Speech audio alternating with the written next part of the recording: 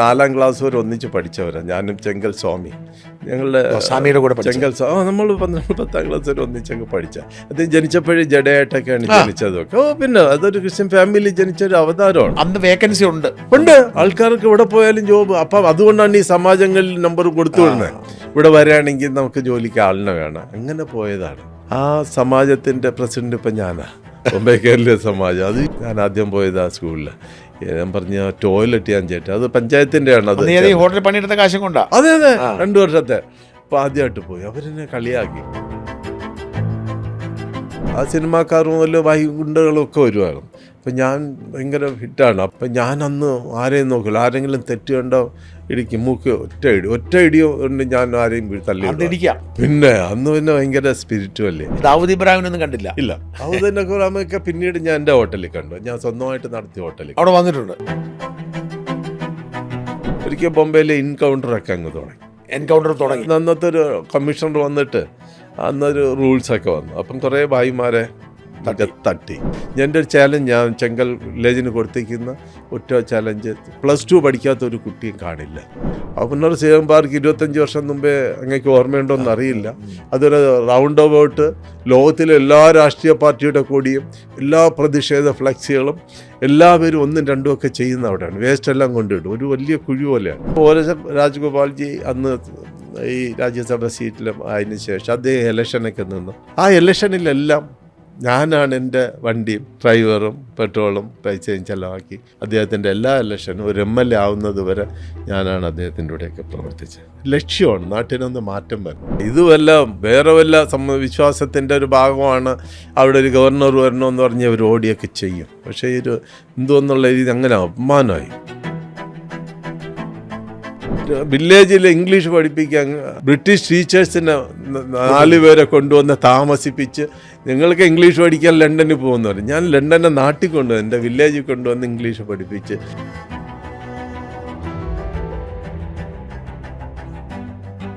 നമസ്കാരം. വർഷങ്ങൾക്ക് മുമ്പ് തിരുവനന്തപുരം ജില്ലയിലെ നെയ്യാറ്റിൻകര ചെങ്കൽ ഗ്രാമത്തിൽ നിന്നും 17 വയസ്സുള്ള ഒരു വിദ്യാർത്ഥി എങ്ങനെ വേണമെങ്കിലും വിശേഷിപ്പിക്കാം, തൻ്റെ 10ാം ക്ലാസ് പഠനത്തിനു ശേഷം മുംബൈക്ക് നാടുവിട്ടു. തമിഴ്നാട്ടിലെ തൃശ്ശിനാപ്പള്ളിയിൽ ഒരു പഴക്കടയിൽ പണിയെടുത്തായിരുന്നു അദ്ദേഹം ജീവിതം കെട്ടിപ്പടുത്തി തുടങ്ങിയത്. അവിടെ നിന്ന് മുംബൈയിലെത്തി. അവിടെ ഹോട്ടലുകളിലും മറ്റും പണിയെടുത്തു. റെയിൽവേ സ്റ്റേഷനിലും മറ്റും അന്തിയുറങ്ങി. അങ്ങനെ മുംബൈയിലെ അറിയപ്പെടുന്ന ഒരു ഹോട്ടൽ ബിസിനസ്സുകാരനായി. ആ വളർച്ചയുടെ തുടർച്ചയായി തന്നെ വളർത്തിയെടുത്ത നാടിന് സംഭാവന നൽകാൻ അദ്ദേഹം തിരുവനന്തപുരത്തേക്ക് മടങ്ങി. ശംഖുമുഖത്തും കോവളത്തും മാത്രമല്ല, തിരുവനന്തപുരത്ത് പലയിടങ്ങളിലും ഹോട്ടലുകളും മറ്റും കെട്ടിപ്പടുത്ത് ഇന്ന് സ്വന്തം നാടിനെ വളർത്തിയെടുക്കാനുള്ള ശ്രമത്തിലാണ്. അതിൻ്റെ ഭാഗമായി ഇക്കുറി NDAയുടെ BJPയുടെ സ്ഥാനാർത്ഥിയായി നെയ്യാറ്റിൻകരയിൽ സ്ഥാനാർത്ഥിയുമായിട്ടുണ്ട്. മറുനാടൻ ഇലക്ഷൻ പോഡ്കാസ്റ്റിലേക്ക് എല്ലാവർക്കും സ്വാഗതം. ഇക്കുറി നമ്മുടെ അതിഥി ചെങ്കൽ രാജശേഖരൻ നായർ. നമസ്കാരം. നമുക്ക് അങ്ങയിൽ ഒരു രാഷ്ട്രീയക്കാരനിലേക്ക് ഇരുന്നതിന് മുമ്പ് അങ്ങയുടെ ഒരു വളർച്ചയും ഇതും നമുക്കറിയാം. അപ്പം എങ്ങനെയാണ് എവിടെയാണ് വീട്? ചെങ്കലാണ്. ചെങ്കൽ നെച്ചൂരെന്ന് പറയും ഗ്രാമമാണ്. നല്ല കുളവും. നെയ്യാറ്റിൻകര എന്താ ദൂരമുണ്ട്? നെയ്യാറ്റിൻകരയിൽ നിന്ന് 4 കിലോമീറ്റർ. ഇപ്പം ചെങ്കൽ ഇപ്പം എല്ലാവർക്കും അറിയാം. ഏറ്റവും വലിയ ശിവലിംഗം, സ്വാമിയുടെ ശിവലിംഗം. എൻ്റെ സായികൃഷ്ണ സ്കൂളും ഇപ്പം എല്ലാവർക്കും അറിയാമെന്നുള്ളതാണ്. 3000 ഏറ്റവും ഹൈറ്റുള്ള സ്ഥലത്ത് 11 ഫ്ലോറൊക്കെ ചെയ്ത് അതിൻ്റെ മുകളിൽ നിന്ന് പഴയ തിരുവിതാംകൂർ മൊത്തം കാണുന്ന രീതിയിലാണ് സായികൃഷ്ണ. അതുകൊണ്ട് ഒരുപാട് സ്റ്റുഡൻസുകൾ വെളിയിൽ നിന്നൊക്കെ വന്ന് അവിടെ താമസിക്കുന്നു. അപ്പോൾ അവിടെയൊക്കെ ഡൊമൈൻ്റെ. അതുകൊണ്ട് ഇത് എത്ര കാലമായി സ്കൂൾ തുടങ്ങിയിട്ട്? ഈ സ്കൂള് തുടങ്ങിയതെന്ന് പറഞ്ഞിട്ട് ഇപ്പം ഞാനെടുത്തിട്ടൊരു 12 വർഷമാവും. ഇതൊരു ബാങ്ക് ലേലം ചെയ്യുന്ന ഒരു കണ്ടിട്ട് ഞാനത് ഇതിൽ നിന്ന് സ്കൂളിനെ രക്ഷപ്പെടുത്തിയാണ്. അത് ഒരു 3 ഇൻസ്റ്റാൾമെൻറ്റ് 35 ലക്ഷം ലോൺ എടുത്തപ്പം ഒരു ബാങ്കിൻ്റെ 3 ഇൻസ്റ്റാൾമെൻറ്റ് ഡ്യൂ ആയപ്പോൾ അതുകൊണ്ടുവന്ന് വലിയ ബാനറും കെട്ടി. ഈവനിങ് സമയം എൻ്റെ ജന്മസ്ഥലത്ത് നിന്ന് ഞാൻ തിരിച്ചു വരുമ്പോഴാണ് ആളുകളെല്ലാം പരിഭ്രാന്തരായിട്ട് അവർക്ക് നിൽക്കുന്നു ടെൻഷനിൽ. അപ്പോൾ ഞാൻ എൻ്റെ ഒരു ബന്ധുവിൻ്റെ കൂടി കേട്ട് എന്താ പറഞ്ഞവിടെ പ്രശ്നം. അപ്പോൾ പറഞ്ഞ് ഈ സ്കൂളിൽ ലേലം ചെയ്തു. സ്കൂളെന്ന് പറഞ്ഞൊരു പ്രൈവറ്റായിട്ടൊരു ഫാമിലി നടത്തിയിരുന്നതാണ്. എൻ്റെ പേര് സായികൃഷ്ണനാണ്. അത് ഞാനൊരു സായി ഭക്തനാണ്. ഞാൻ ബോംബെയിൽ സായിബാബ ഷിർഡിയിലൊക്കെ പോയിരുന്നു. അതുമായിട്ട് ഇഷ്ടപ്പെട്ട ഒരു സ്കൂളും കൂടെ. പെട്ടെന്ന് അതിൽ ഇടപെടുകയും അപ്പോൾ ബാങ്ക് പറഞ്ഞ് എൻ്റെ കയ്യിൽ ഇപ്പം ഇല്ല, അത് റിക്കവറി സെല്ലിന് കൊടുത്തു എന്ന് പറഞ്ഞു. അപ്പോൾ ഞാൻ പറഞ്ഞ് എന്നിട്ട് പിന്നെ ഞാൻ എൻ്റെ ഒരു അക്കൗണ്ടുള്ള ബാങ്ക് കൂടെയാണ്. ഞാൻ അവരോട് പറഞ്ഞു, അങ്ങനെയാണെങ്കിൽ നിങ്ങൾക്ക് നെയ്യാറ്റിൻകര മുതൽ പാറശാല വരെയുള്ള ബ്രാഞ്ചുകളൊന്നും ഓപ്പൺ ചെയ്യാൻ വിടില്ല എന്ന് പറഞ്ഞു. അപ്പോൾ അവർ പേടിച്ചു. അവരെന്ത് രാജശേഖർ സാറേ നിങ്ങൾ ഞാൻ എന്തൊക്കെ സംസാരിക്കും. ഞാൻ പറഞ്ഞു എൻ്റെ നാടാണ്, എൻ്റെ നാട്ടിലൊരു സ്കൂള് 33 ഇൻസ്റ്റാൾമെൻറ്റ് ഡ്യൂ ആയപ്പോൾ 35 ലക്ഷത്തിന് നിങ്ങൾ ഇത്രയും ഭയങ്കരമായിട്ട് ബാനർ ഇട്ട് ഓപ്ഷൻ ചെയ്യണമല്ലോ റിക്കവറിക്ക്. അതിൻ്റെ പിറകെ എന്തോ ഉണ്ടല്ലോ. 35 കോടി തരാനുള്ളിടത്ത് നിങ്ങളൊരു സ്റ്റിക്കർ പോലും ഒട്ടിക്കുന്നില്ലല്ലോ. അത് ഭയങ്കര ബുദ്ധിമുട്ടായിപ്പോൾ. അവർ പറഞ്ഞു. പിന്നെ ഞാൻ 2 ദിവസം സമയം കേട്ടു. ഞാൻ പറഞ്ഞു ഓക്കെ. അപ്പോൾ ഒരു ദിവസം കഴിഞ്ഞപ്പോൾ തന്നെ അവരെന്നെ വിളിച്ചു. നമ്മളതിനെ റിവൈസ് ചെയ്തു. ഞങ്ങൾ പറഞ്ഞു, ഒരു ഭയന്ന്. കാരണം ഈ സ്കൂൾ എടുക്കാൻ വേറെ ആരും ഇൻട്രസ്റ്റ് ഉണ്ടായിരുന്നു. അതിൻ്റെ പറയാൻ വേറെ സ്റ്റോറിയാണ്. അങ്ങനെ ഞാൻ ആ ബാങ്കിൻ്റെ അതിൻ്റെ ഓണേഴ്സിനെ വിളിച്ചിട്ട് ബാങ്കുകാരുമായിട്ട് അവർ 5 lakhs rupees അതിൻ്റെ എക്സ്ട്രാ ചാർജൊക്കെ മൈനസ് ചെയ്ത് 1 day സെറ്റിൽമെൻറ്റായിട്ട് ബാങ്ക് സറണ്ടറായി. അപ്പോഴവർ വീണ്ടും എൻ്റെ അടുത്ത് വന്നു, ഞങ്ങൾക്ക് ആ സ്കൂൾ നടത്താൻ പറ്റില്ല. അങ്ങനെ ഞാൻ പോയി കണ്ടപ്പോൾ ടിൻ ഷീറ്റൊക്കെ ഇട്ട് എൻ്റെ പറയുക ഈ താഴെ 200 സ്റ്റുഡൻസ് CBSE സ്കൂളിൽ. ഞാൻ 1 മുതൽ 4ാം ക്ലാസ് വരെ പഠിച്ച ആ സ്കൂളിൻ്റെ തൊട്ട് ഓപ്പോസിറ്റാണ്. ഞാൻ പഠിച്ച സ്കൂളിൽ ഞാൻ ചെങ്കൽ സ്വാമിയും ഒക്കെ ഒന്നിച്ച് പഠിച്ച സ്കൂളാണ്. അതിൻ്റെ തൊട്ട് ഓപ്പോസിറ്റ് ദൈവമായിട്ട് വിളിച്ച് തന്നതാണ് എനിക്ക് ആ സ്കൂൾ. ഇന്ന് അതിനകത്ത് ഏറ്റവും വാങ്ങി അവരോട് മേടിച്ചു. അവർക്കൊന്നും കിട്ടത്തില്ലായിരുന്നു. ഇല്ല, ഒന്നുമില്ല. അപ്പം നമുക്ക് നല്ല വില. അതെ അതിപ്പോൾ അതിൻ്റെ മാനേജറിനെ കൂടെ ഞാൻ വെച്ച് നിങ്ങൾ തന്നെ നടത്തുക, ഞാൻ നിങ്ങൾക്ക് സൗകര്യങ്ങളൊക്കെ ചെയ്തുതരാം. അങ്ങനെ ആ സ്ഥലത്ത് തന്നെ 8 മാസം കൊണ്ട് 4 നിലയുള്ള റെഡി മിക്സൊക്കെ കൊണ്ടുവന്നു. ആ റെഡി മിക്സ് ആദ്യമായിട്ടാണ് വില്ലേജിലൊക്കെ വരുന്നത്. അപ്പോൾ ചെയ്തു. പിന്നെ അത് ഒരു വലിയൊരു തെറ്റായി പോയി. ഒരു 10ാം ക്ലാസ് വരെ സ്റ്റുഡൻസ് ഉണ്ടായിരുന്നു. 10ാം ക്ലാസ്സിലെ കുട്ടിയൊക്കെ അവരൊന്ന് രജിസ്ട്രേഷൻ ഒന്നും ചെയ്തില്ലായിരുന്നു. അത് വേറെ സ്കൂളിലൊക്കെ പറഞ്ഞു വെച്ചു. പിന്നെ അതെല്ലാം നമ്മളത് ഫേസ് ചെയ്തു. ഇപ്പം എത്ര വിദ്യാർത്ഥികളുണ്ട്? ഇപ്പം 3000+ സ്റ്റുഡൻസ്. അതെയോ? അന്ന് 200 പേരേ ഉള്ളൂ. അന്ന് 200 ആൾ. എന്നിട്ട് ഞങ്ങൾ അഫിലിയേഷൻ ഉണ്ടോ? ഇല്ല, ഉണ്ട്. ഇപ്പോൾ ഉണ്ട്. ഒരു പൊട്ട കുന്നുണ്ട് അവിടെ, ഒരു പള്ളിപ്പൊറ്റ എന്നൊക്കെ നമ്മൾ പറയും. പകലൂല് നമ്മളവിടെ പോകില്ല, കാരണം കൂടുതൽ കുറച്ച് സ്ഥലം കൂടെ വാങ്ങി കാണും. അല്ല, വേറൊരു സ്ഥലത്തേക്ക് മാറി, വേറൊരു സ്ഥലം. കാരണം അടുത്തൊന്നും വേറെ 3 ഏക്കർ കിട്ടില്ല. ഈ സ്കൂൾ അവിടെ നിന്ന് വിട്ടു. പിന്നീട് ഈ സ്കൂൾ ഇപ്പോൾ അവിടെ ഉണ്ട്. അതിപ്പോഴും ഹോസ്റ്റലായിട്ടും ബാക്കി ട്യൂഷനായിട്ടൊക്കെ ഉപയോഗിക്കുന്നു. വേറെ സ്ഥലത്തേക്ക് ഈ മുട്ടക്കുന്നെന്ന് പറയുന്ന നിങ്ങളുള്ള പള്ളിപ്പൊറ്റ എന്നൊക്കെ പറയും. പകലൂല് നമ്മളവിടെ പോകാൻ പേടിക്കും. ഒരു ഫാമിലിയുടെ അത് ഇങ്ങനെ ചൊല്ലി കാറ്റൊക്കെ ഉണ്ട് അവിടെ. കാണുമ്പോൾ ഇത് പ്രേതം ഉണ്ടെന്നൊക്കെ പറഞ്ഞ ആളുകൾ രാത്രിയൊക്കെ നമ്മളവിടെ കണ്ണു അടച്ചുകൊണ്ട് ഓടും താഴത്തെ റോഡിൽ ക്രോസ് ചെയ്യുമ്പോഴൊക്കെ. ആ സ്ഥലം സ്കൂളിന് വേണ്ടി വച്ചിരുന്നതുപോലെ ഞാനവിടെ പോയി ആ ഫാമിലിയായിട്ടൊക്കെ സംസാരിച്ച് 1/2 മണിക്കൂറിനകത്ത് അത് 1, 2, 3 ചെയ്ത് തന്നു.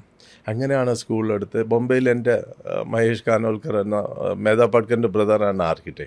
അദ്ദേഹത്തിനെ കൊണ്ട് തന്നെ സ്കൂൾ ഡിസൈൻ ചെയ്തു. അപ്പോൾ അദ്ദേഹം വന്നപ്പോൾ പറഞ്ഞ് ഈ ഇത്രയും ഹൈറ്റില്ല, മണ്ണ് മാറ്റിയിട്ട് നമുക്ക് ചെയ്യുകയാണെങ്കിൽ നല്ല രീതിയിൽ ചെയ്യാം, മണ്ണിന് നല്ല പൈസയൊക്കെ ഇല്ല. ഞാൻ പറഞ്ഞില്ല, അത് അസിറ്റിസി തന്നെ ചെയ്യണം. അങ്ങനെ പ്രകൃതി അങ്ങനെ വെച്ചുകൊണ്ട് തന്നെ അതിൽ 11 നില ഇപ്പം കെട്ടിട്ട് ക്യാപ്സുൽ ലിഫ്റ്റ്. യെസ്, ആദ്യം ക്യാപ്സുൽ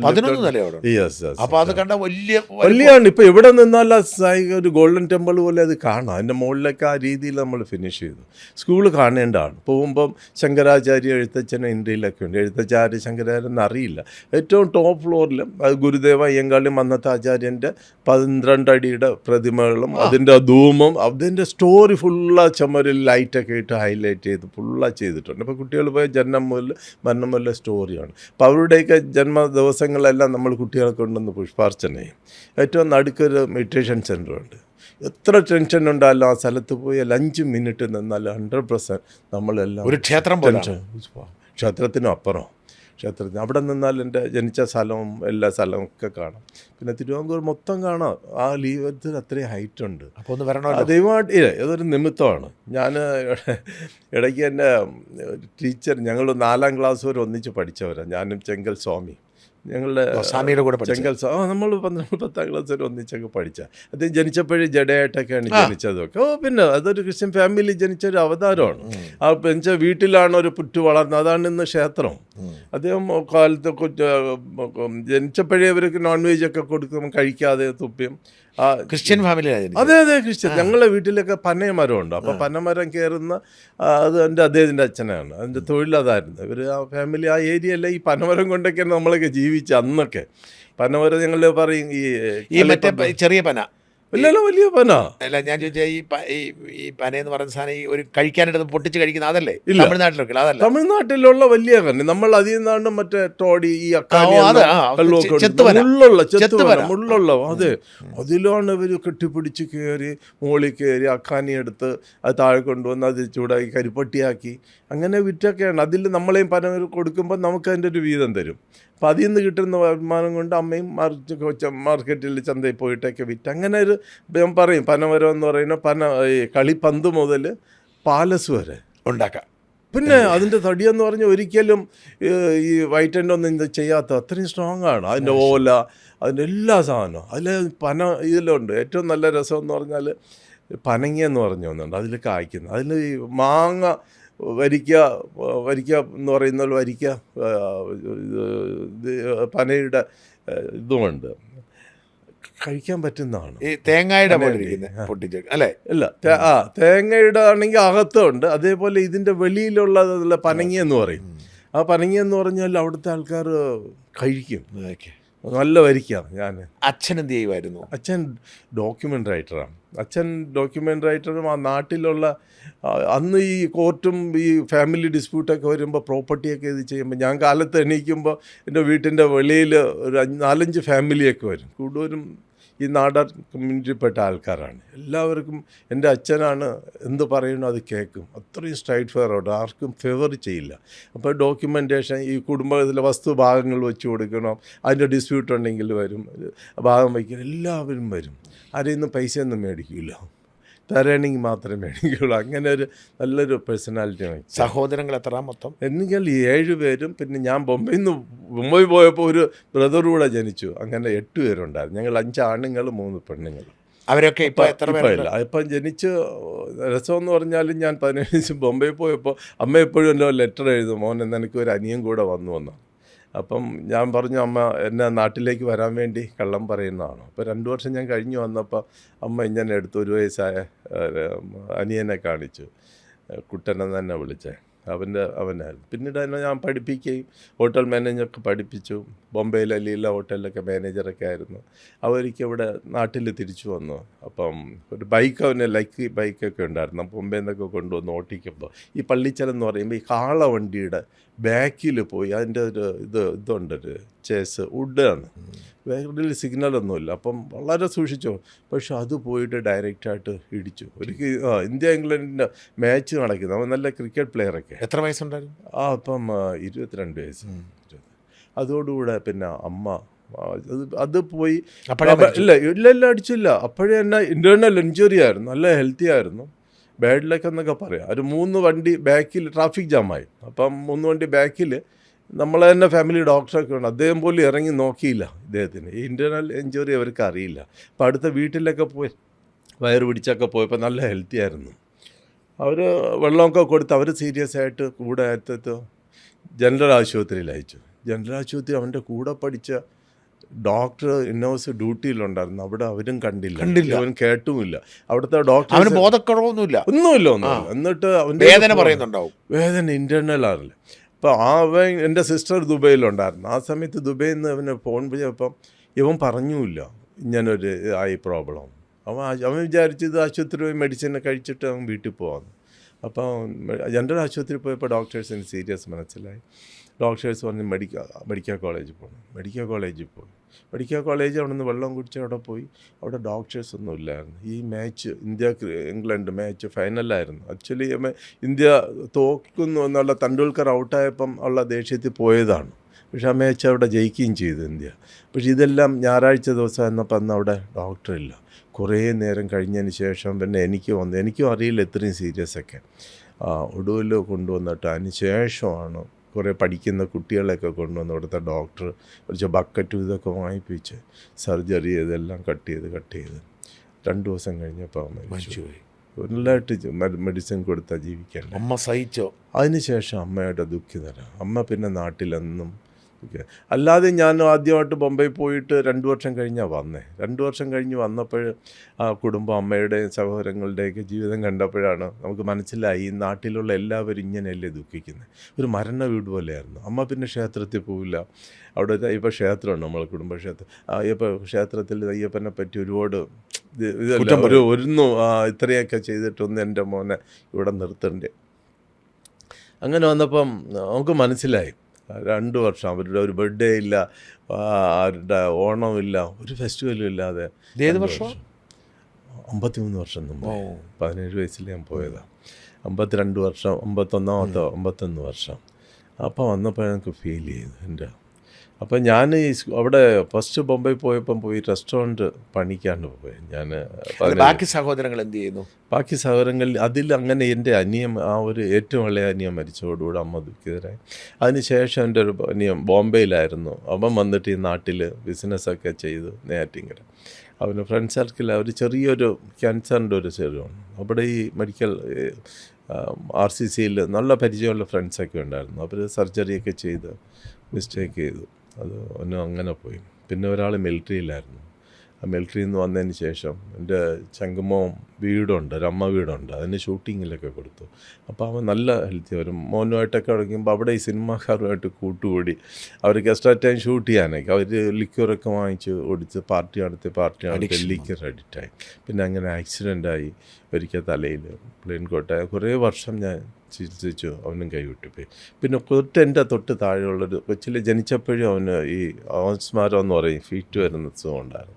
അത് ഞാൻ തന്നെയാണ് വളർത്തിയത്. ബോംബെയൊക്കെ കൊണ്ടുപോയി. അതിനുശേഷം കല്യാണമൊക്കെ കഴിച്ചു, ഒരു മോനുമൊക്കെ ആയി. പക്ഷേ കോവിഡ് സമയത്ത് ശരിക്കും ബ്രീത്തിങ്സ് ഇല്ലാതെ ഒരു ആശുപത്രിയിൽ പോയി. അങ്ങനെ 4 പേരും പോയി. എൻ്റെ അമ്മ പറയുമായിരുന്നു എനിക്ക് മക്കൾ പഞ്ചപാണ്ഡവരുണ്ടെന്ന്. പക്ഷേ ഇപ്പം അമ്മയും പോയി, ഇപ്പം 3 പേര്. ഞാൻ തനിച്ചേ ഉള്ളൂ. 4 പേരും പോയി. 3 സിസ്റ്ററുണ്ട്. 3 സിസ്റ്ററുണ്ട്. എന്താണ് ബോംബെയിലേക്ക് ഇവിടെ നാട് വിട്ടു പോകാനുള്ള കാരണം എന്താണ്? 10ാം ക്ലാസ് കഴിഞ്ഞ് പഠിച്ചു? അതെ, പാസ്സായതിന് ശേഷം എനിക്ക് ഇനിയും പഠിക്കണമായിരുന്നു. ഞാൻ ചെയ്ത ആദ്യം ഫസ്റ്റ് എന്ന് പറയുമ്പം ഞാൻ സംഘത്തിൽ സ്വയംസേവനായിരുന്നു. അന്ന് അവിടെ RSS ശക്തമാണ്. ഉണ്ട്. RSS തുടങ്ങിയ സമയം അന്ന് ചെങ്കലിൽ ആദ്യമായിട്ട് RSS തുടങ്ങി. അപ്പം അതിൽ വലിയ ഇൻട്രസ്റ്റ് ആയിട്ടൊക്കെ. പക്ഷേ ഈ അവിടെ കൂടുതൽ അയലോക്കക്കാരും നാടാർ ക്രിസ്ത്യൻസ് അല്ലേ? അങ്ങനെയൊന്നുമില്ല. അല്ല അവരൊക്കെ വരുമായിരുന്നു. അങ്ങനെയൊന്നുമില്ല. ഇതൊക്കെ ഇപ്പം പിന്നീട് അങ്ങനെ ഇതിനകത്ത് ഇഞ്ചെക്ട് ചെയ്തൊക്കെ എന്നെ വെറുപ്പിക്കുന്ന രീതിയിൽ അതല്ല. അങ്ങനൊന്നുമില്ല അന്നത്തെ കാലം. യഥാർത്ഥ RSS എന്തെന്ന് അറിയില്ല. അപ്പോൾ RSSൽ പോവും. പിന്നെ അതങ്ങളെ പഠിക്കുന്ന സമയത്ത് ആദ്യം RSSൻ്റെ OTCക്ക് പോകാനാണ് പൈസ കിട്ടാമെന്ന് പറഞ്ഞ സമയത്ത് നമ്മളൊരു ഭൂസ്വത്തുള്ള ഒരു ഇതാണ്. അമ്മയ്ക്ക് കൃഷിയെല്ലാം അമ്മ തന്നെ ചെയ്യിക്കും. അച്ഛൻ ഇങ്ങനെ ഓഫീസും ഡോക്യുമെൻറ്റും ഇതൊക്കെ ആയിട്ട് നടക്കും. അപ്പം അതിനുള്ള OTCക്ക് പോകേണ്ട പൈസയില്ല. അതിനെന്ത് ചെയ്യുക, എൻ്റെ ഒരു മാമൻ്റെ അവിടെ വിള കളയ്ക്കുന്ന സമയത്ത് ഞാനും കൂടെ പോയി. അതിലൂടെ കളയ്ക്കാനായിട്ട് കൂടെ അതിൽ നിന്ന് പൈസ കിട്ടി. അങ്ങനെ അതന്ന് അമ്മ വാഴയൊക്കെ ആയിരിക്കും. മരിച്ചിനെ ആടുന്നത്. അപ്പോൾ ഞാൻ എൻ്റെ വയസ്സ് കുറവാണെങ്കിലും 16 വയസ്സാണെങ്കിലും ആരോഗ്യമുണ്ട്. ഒന്ന് നല്ല ഇത് സംഘത്തിൽ ചായയിലൊക്കെ പോവും ഞാൻ എല്ലാം. പിന്നെ കുളത്തിൽ കുളിക്കും. നല്ലൊരു ഫിറ്റ്നസ് ഉണ്ട്. പിന്നെ നടക്കുന്നതിന് 12 കിലോമീറ്റർ സ്കൂളാണ്. 3 കിലോമീറ്റർ കഴിഞ്ഞാണ് ഹൈസ്കൂൾ. അന്ന് ചെരുപ്പിടാതെയൊക്കെ നടന്നും തിരിച്ച് ഉച്ചയാകുമ്പോൾ 1 മണിക്കൂറിനകത്ത് അവിടെ നിന്ന് വീട്ടിൽ വന്ന് എന്തെങ്കിലും കഴിച്ചിട്ട് വീണ്ടും തിരിച്ചു പോകും. അങ്ങനെ 3, 6, 9 തിരിച്ചു വരുമ്പോൾ 12 കിലോമീറ്ററാണ് നടക്കും. പിന്നെ അത് വേറെ സാഹചര്യമല്ലല്ലോ. അതും മഴയൊക്കെ നനഞ്ഞൊക്കെ തന്നെ. അതാണ് നമ്മളുടെ ഇന്നത്തെ ലൈഫിൽ എന്തെങ്കിലും ഒരു ബേസ്മെൻ്റ് ആയിട്ടുള്ള അന്നത്തെ നാച്ചുറലായിട്ടുള്ള എഡ്യൂക്കേഷനും ജീവിതമൊക്കെ ആയിരുന്നു. അപ്പോൾ അങ്ങനെ അമ്മയ്ക്ക് തരില്ല. അപ്പോൾ എനിക്ക് OTCക്കുള്ള പൈസ കിട്ടാതെ വന്നപ്പോൾ ഞാൻ അതിൽ പോയി. ആദ്യം ഫസ്റ്റ് ടൈമാണ് ഞാൻ OTCക്ക് 1972 കാലിക്കറ്റിൽ ആദ്യമായിട്ട് പോകുന്നതൊക്കെ. അപ്പം അത് കഴിഞ്ഞ് OTC എന്ന് പറഞ്ഞാൽ ഓഫീസേഴ്സ് ട്രെയിനിങ് ആകുമ്പോൾ ഇത് നമ്മൾ ഈ 1 മാസത്തെ ട്രെയിനിങ് ഉണ്ട് ഈ സംഘത്തിന്. മിലിറ്ററി ചേരാൻ അല്ലല്ല, RSS അതിന് നമ്മൾ പൈസ കൊടുക്കണോ? അതിന് എക്സ്പെൻസ് ഉണ്ട്, ചെറിയൊരു എക്സ്പെൻസ് ഉണ്ട്. പിന്നെ പോയി വരേണ്ട ബാക്കിയെല്ലാം അവിടെ തന്നെ. അത് 2 ആക്ച്വലി ട്രെയിനിങ്സ് ഉണ്ട്. ഒരു 1 വീക്കിൻ്റെ ഉണ്ട്, പിന്നെ ഒരു 1 മന്തിൻ്റെ ഉണ്ട്. അങ്ങനെ 1 മന്തിൻ്റെ ഫസ്റ്റ് ഇയർ OTC കാലിക്കറ്റൊക്കെ പോയിട്ട് തിരിച്ചു. അതിനുശേഷം സംഘമായിട്ടാണ് കൂടുതലും പ്രവർത്തനമൊക്കെ. അങ്ങനെ പോകുമ്പോൾ എനിക്ക് പിന്നെ പഠിക്കണമായിരുന്നു. പ്രചാരകരാകാനായിരുന്നു പ്ലാൻ ഒന്നും ഇല്ല. അങ്ങനെ ഇല്ലായിരുന്നു. 10ാം ക്ലാസ് പാസ് ചെയ്തതിന് ശേഷം എനിക്ക് പിന്നെയും പഠിക്കണം ഒന്നായിട്ട്. അപ്പോൾ അതിലേക്ക് വേണ്ടി വീണ്ടും ഞാൻ പിന്നെ ഇത് ആരോ കണ്ടിട്ട് അമ്മയോട് പറഞ്ഞു കൊടുത്തു, നിൻ്റെ മോൻ അവിടെ പോയി ഉണ്ണിപ്പിള്ള എന്ന് പറയും എൻ്റെ വിള കളയ്ക്കുന്നുണ്ടെല്ലാം മറ്റേ ബാക്കിയുള്ള ആൾക്കാരുടെ എന്നൊക്കെ പറഞ്ഞു. അമ്മയ്ക്ക് വലിയ ഇൻസൾട്ടായിരുന്നു. എനിക്കിവിടെ ഫുഡ് തരുന്നതെല്ലാം തരുന്നു, എന്തിനാ പോയി. പക്ഷെ അവരൊന്നും നമ്മൾ കേട്ടില്ല നിനക്ക് എന്താണ് ആവശ്യമെന്ന്. അത് നാച്ചുറലായിട്ട്. അപ്പോൾ 2-3 ദിവസം ഞാൻ പണിഷ് അതൊരു നിമിത്തമായിരുന്നു. അങ്ങനെ അമ്മ ഒരിക്കലും ചെയ്യില്ല. അത് നമ്മൾ 2 വർഷം കഴിഞ്ഞ് വരുമ്പോൾ ആ വീട്ടിൽ അമ്മയുടെ ദുഃഖം കാണുമ്പോൾ മനസ്സിലാവും. അതായിരുന്നു നിമിത്തമായിരുന്നു. അങ്ങനെ 3 ദിവസം കഴിഞ്ഞപ്പോഴാണ് നേരെ പറയാതെ പോയോ? പറയാതെ പോയി, പറയാതെ അല്ല. പിന്നെ അതിനപ്പുറം ദൈവമായിട്ട് തന്നെ അയച്ചാണ്. അത് പോകാൻ വേണ്ടിയിട്ട് എനിക്ക് അമ്മയുടെ നിന്ന് പൈസ ഇല്ല. ഞാനൊരിക്കൽ കുളത്തിൽ കുളിക്കുമ്പോൾ ഒരു കയ്യിലൊക്കെ കിട്ടുന്ന ലേലസ് എന്ന് പറയും, സ്വർണ്ണത്തിലുള്ള ആരുടെ വീഴുന്നു കിട്ടി എനിക്ക്. ഞാൻ കൊണ്ട് വച്ചിരുന്നു കുറേ ദിവസം, ഒരു 2 വർഷം കഴിഞ്ഞു. അന്നുകൊണ്ട് പിന്നെ പെട്ടെന്ന് എൻ്റെ ഓർമ്മ അത് കൊണ്ടുവന്ന് കാലത്തെ അമരോള എന്ന് പറഞ്ഞ സ്ഥലത്ത് എൻ്റെ ഒരു ഫ്രണ്ട് ഉണ്ടായിരുന്നു, എളുപ്പമില്ല. അപ്പോൾ അവിടെ ഒരു പട്ടര കടയിൽ കൊണ്ടുവന്ന് കൊടുത്തിട്ട് അതിൽ നിന്ന് കിട്ടിയ പൈസയായിട്ടാണ് അവർ ആദ്യം പോകുന്നത്. അല്ല, അപ്പോൾ എങ്ങോട്ട് പോകാനാണ് തീരുമാനിച്ചത്? ഒന്നുമില്ല, അങ്ങനെ പോകണം. അങ്ങനെ യാത്രയിൽ ആദ്യം പോയത് തിരുച്ചിനാപ്പള്ളി. അങ്ങനെ അവിടെ എത്തപ്പെട്ടത് തിരുച്ചിനാപ്പള്ളി. എൻ്റെ ഒരു ഫ്രണ്ടിൻ്റെ ഫാമിലിയൊക്കെ അവിടെ ഉണ്ട്. അപ്പം അങ്ങനെ പോയത്. അപ്പോൾ റെയിൽവേ ബസ് സ്റ്റാൻഡിൻ്റെ അവിടെ ഇറങ്ങി, ബസ്സിലാണ് ഇറങ്ങിയപ്പോൾ അവൻ്റെ പരിചയപ്പെട്ട നമുക്ക് ഫ്രൂട്ട്സ് കടകളൊക്കെ ഉണ്ട്. അപ്പോൾ ആ ഫ്രൂട്ട്സ് കടയിൽ ഒരു പരിചയക്കെട്ടുണ്ടാണ്. അദ്ദേഹം കൊണ്ടുവന്നിട്ട് എൻ്റെ ഫ്രൂട്ട്സിൻ്റെ കടയിലേക്കൊക്കെ ആക്കി. അല്ല, അപ്പോൾ അവിടുന്ന് പ്രശ്നമൊന്നുമില്ല, വീട്ടിൽ നിന്ന് വന്ന ആ ചോദ്യമൊന്നുമില്ല? ഒന്നുമില്ല. താമസം അവിടെ തന്നെ അവർ തന്നെ അക്കോമഡേഷൻ തന്നു. എത്ര രൂപ പൈസ കിട്ടും, ശമ്പളം കിട്ടും? അന്ന് ശമ്പളം ഒന്നും കേട്ടുമില്ല, അവർ പറഞ്ഞുമില്ല. എന്നതിന് ശേഷം ഞാൻ 1 മാസം കൊണ്ട് ബിസിനസ് പഠിച്ചു. ഒന്നും തന്നില്ല? ഇല്ല. താമസം തന്നു? താമസമുണ്ട്, ഫുഡുണ്ട്, ഫുഡുണ്ട്, ബിസിനസ് ഞാൻ പഠിച്ചു. എന്നായിരുന്നു ആ സമയത്ത് തൊഴിൽ? നമ്മൾ വിൽക്കുക, എടുത്ത് കൊടുക്കുക? അല്ല, ഫ്രൂട്ട്സൊക്കെ മാർക്കറ്റിൽ നിന്ന് കൊണ്ടുവരിക, നല്ലതായിട്ട് ഡെക്കറേറ്റ് ചെയ്യുക, ഒരു കവറിലിട്ട് കൊടുക്കുക. തമിഴരല്ലേ, ബസ്സിൽ പിടിക്കാൻ വരുന്ന എല്ലാവരും മേടിക്കും. അതൊരു ടെക്നിക്കൊക്കെയാണ്. ഫ്രൂട്ട്സിനെയൊക്കെ ആപ്പിളൊക്കെ നല്ല ക്ലീൻ ചെയ്തൊക്കെ വെച്ചിട്ട് അതെല്ലാം ഞാൻ പഠിച്ച് 1 മാസം കണ്ട്. എന്നിട്ട് സ്വന്തമായിട്ട് അടുത്തൊരു സ്ഥലം എടുത്ത് ഞാൻ തുടങ്ങി. നോക്കിയപ്പം ഇവർക്കെല്ലാം അത് ഇഷ്ടപ്പെടുന്നില്ല. അവരെക്കാളും കൂടുതൽ ബിസിനസ് ഞാൻ ചെയ്യാൻ തുടങ്ങി. അപ്പോൾ ഒരു വലിയൊരു അസോസിയേഷൻ ഉണ്ട്, എല്ലാം കണ്ണൂരുകാരാണ്. മലയാളികളാണ്? എല്ലാം മലയാളികളായിരുന്നു. അതെ, അവരെല്ലാം കണ്ണൂരുകാരാണ്. അവർ തന്നെ ടാർഗറ്റ് ചെയ്യാൻ നോക്കി. അവിടെ ഒരു മണി എന്ന് പറഞ്ഞ അന്നത്തെ ഒരു ദാതയുണ്ടായിരുന്നു, അവനാണ് അവിടുത്തെ. പക്ഷേ അവൻ്റെ കൂടി പറഞ്ഞു ഈ അടിച്ചു ഓട്ടിക്കാൻ വേണ്ടി. അപ്പോൾ ഒരു ദിവസം എൻ്റെ അടുത്ത് വന്നിട്ട്, തമ്പിഞ്ഞു വാ, ഇതിന് ലൈസൻസ് ഒന്നും വേണ്ട? ഒന്നും വേണ്ട, തമ്പിഞ്ഞു വാ. എന്നിട്ട് ഞാൻ കേട്ടു. ഞാൻ അന്നെ സോപ്പ് ഇട്ടോ, നല്ല അണ്ണ നല്ല ഹെൽപ്പ് ചെയ്യുന്ന. അപ്പോൾ എന്നോട് വലിയ ഇഷ്ടമായി. അന്നും ഞാൻ നല്ല ഹെൽത്ത് വൈസ് ഞാൻ ഫിറ്റാണ്. അപ്പോൾ അവരോട് കേട്ട്, നിങ്ങൾക്ക് എന്നാ പ്രോബ്ലം, നിങ്ങൾ ഊരുകാരുമായിട്ട് എന്നിട്ട്. അപ്പോൾ ഒരു പ്രോബ്ലം ഇല്ല. അപ്പോഴാണ് അവർ പറഞ്ഞു, അവർ ഇങ്ങനെ പ്ലാൻ ചെയ്യണം, ഇങ്ങനെ ഉപദ്രവിക്കണം. സത്യം. അപ്പോൾ പിന്നെ തമിഴനാണോ ഈ അണ്ണ മണി എന്ന് പറയുന്നത്? അവിടുത്തെ തമിഴൻ. അവൻ താതയാണ്. അവൻ ജയിലിലൊക്കെ കിടന്നിട്ട് വന്നതാണ്. കുറേ ആൾക്കാരൊക്കെ ഉണ്ട്. അവന് അവിടെ പിരിവൊക്കെ വരും, ഇവന്മാരൊക്കെ വരുമ്പോൾ തന്നെ എല്ലാവരും എണ്ണീറ്റ് നിൽക്കും.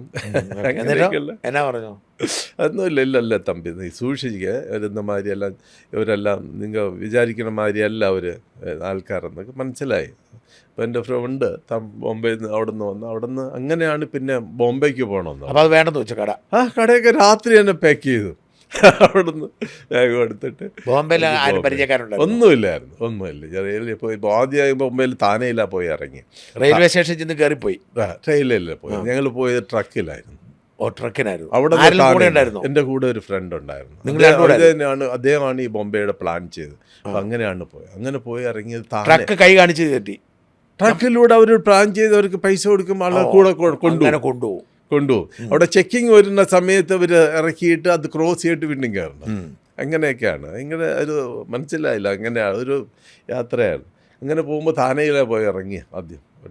ട്രക്കുകാരൻ്റെ ജോലി അവിടെ കൊണ്ട് വിടുക എന്നുള്ളത് അതേ ഉള്ളൂ. എന്നിട്ട് എവിടെ എന്തൊന്നും അറിയില്ല താൻ. അപ്പോൾ നോക്കിയപ്പോൾ പെട്ടെന്നൊരു മലയാളത്തിലൊരു ബോർഡ് ഉണ്ടായിരുന്നു, മലയാളത്തിൽ. നമ്മളൊരു മലബാർ ഹോട്ടലെന്ന്.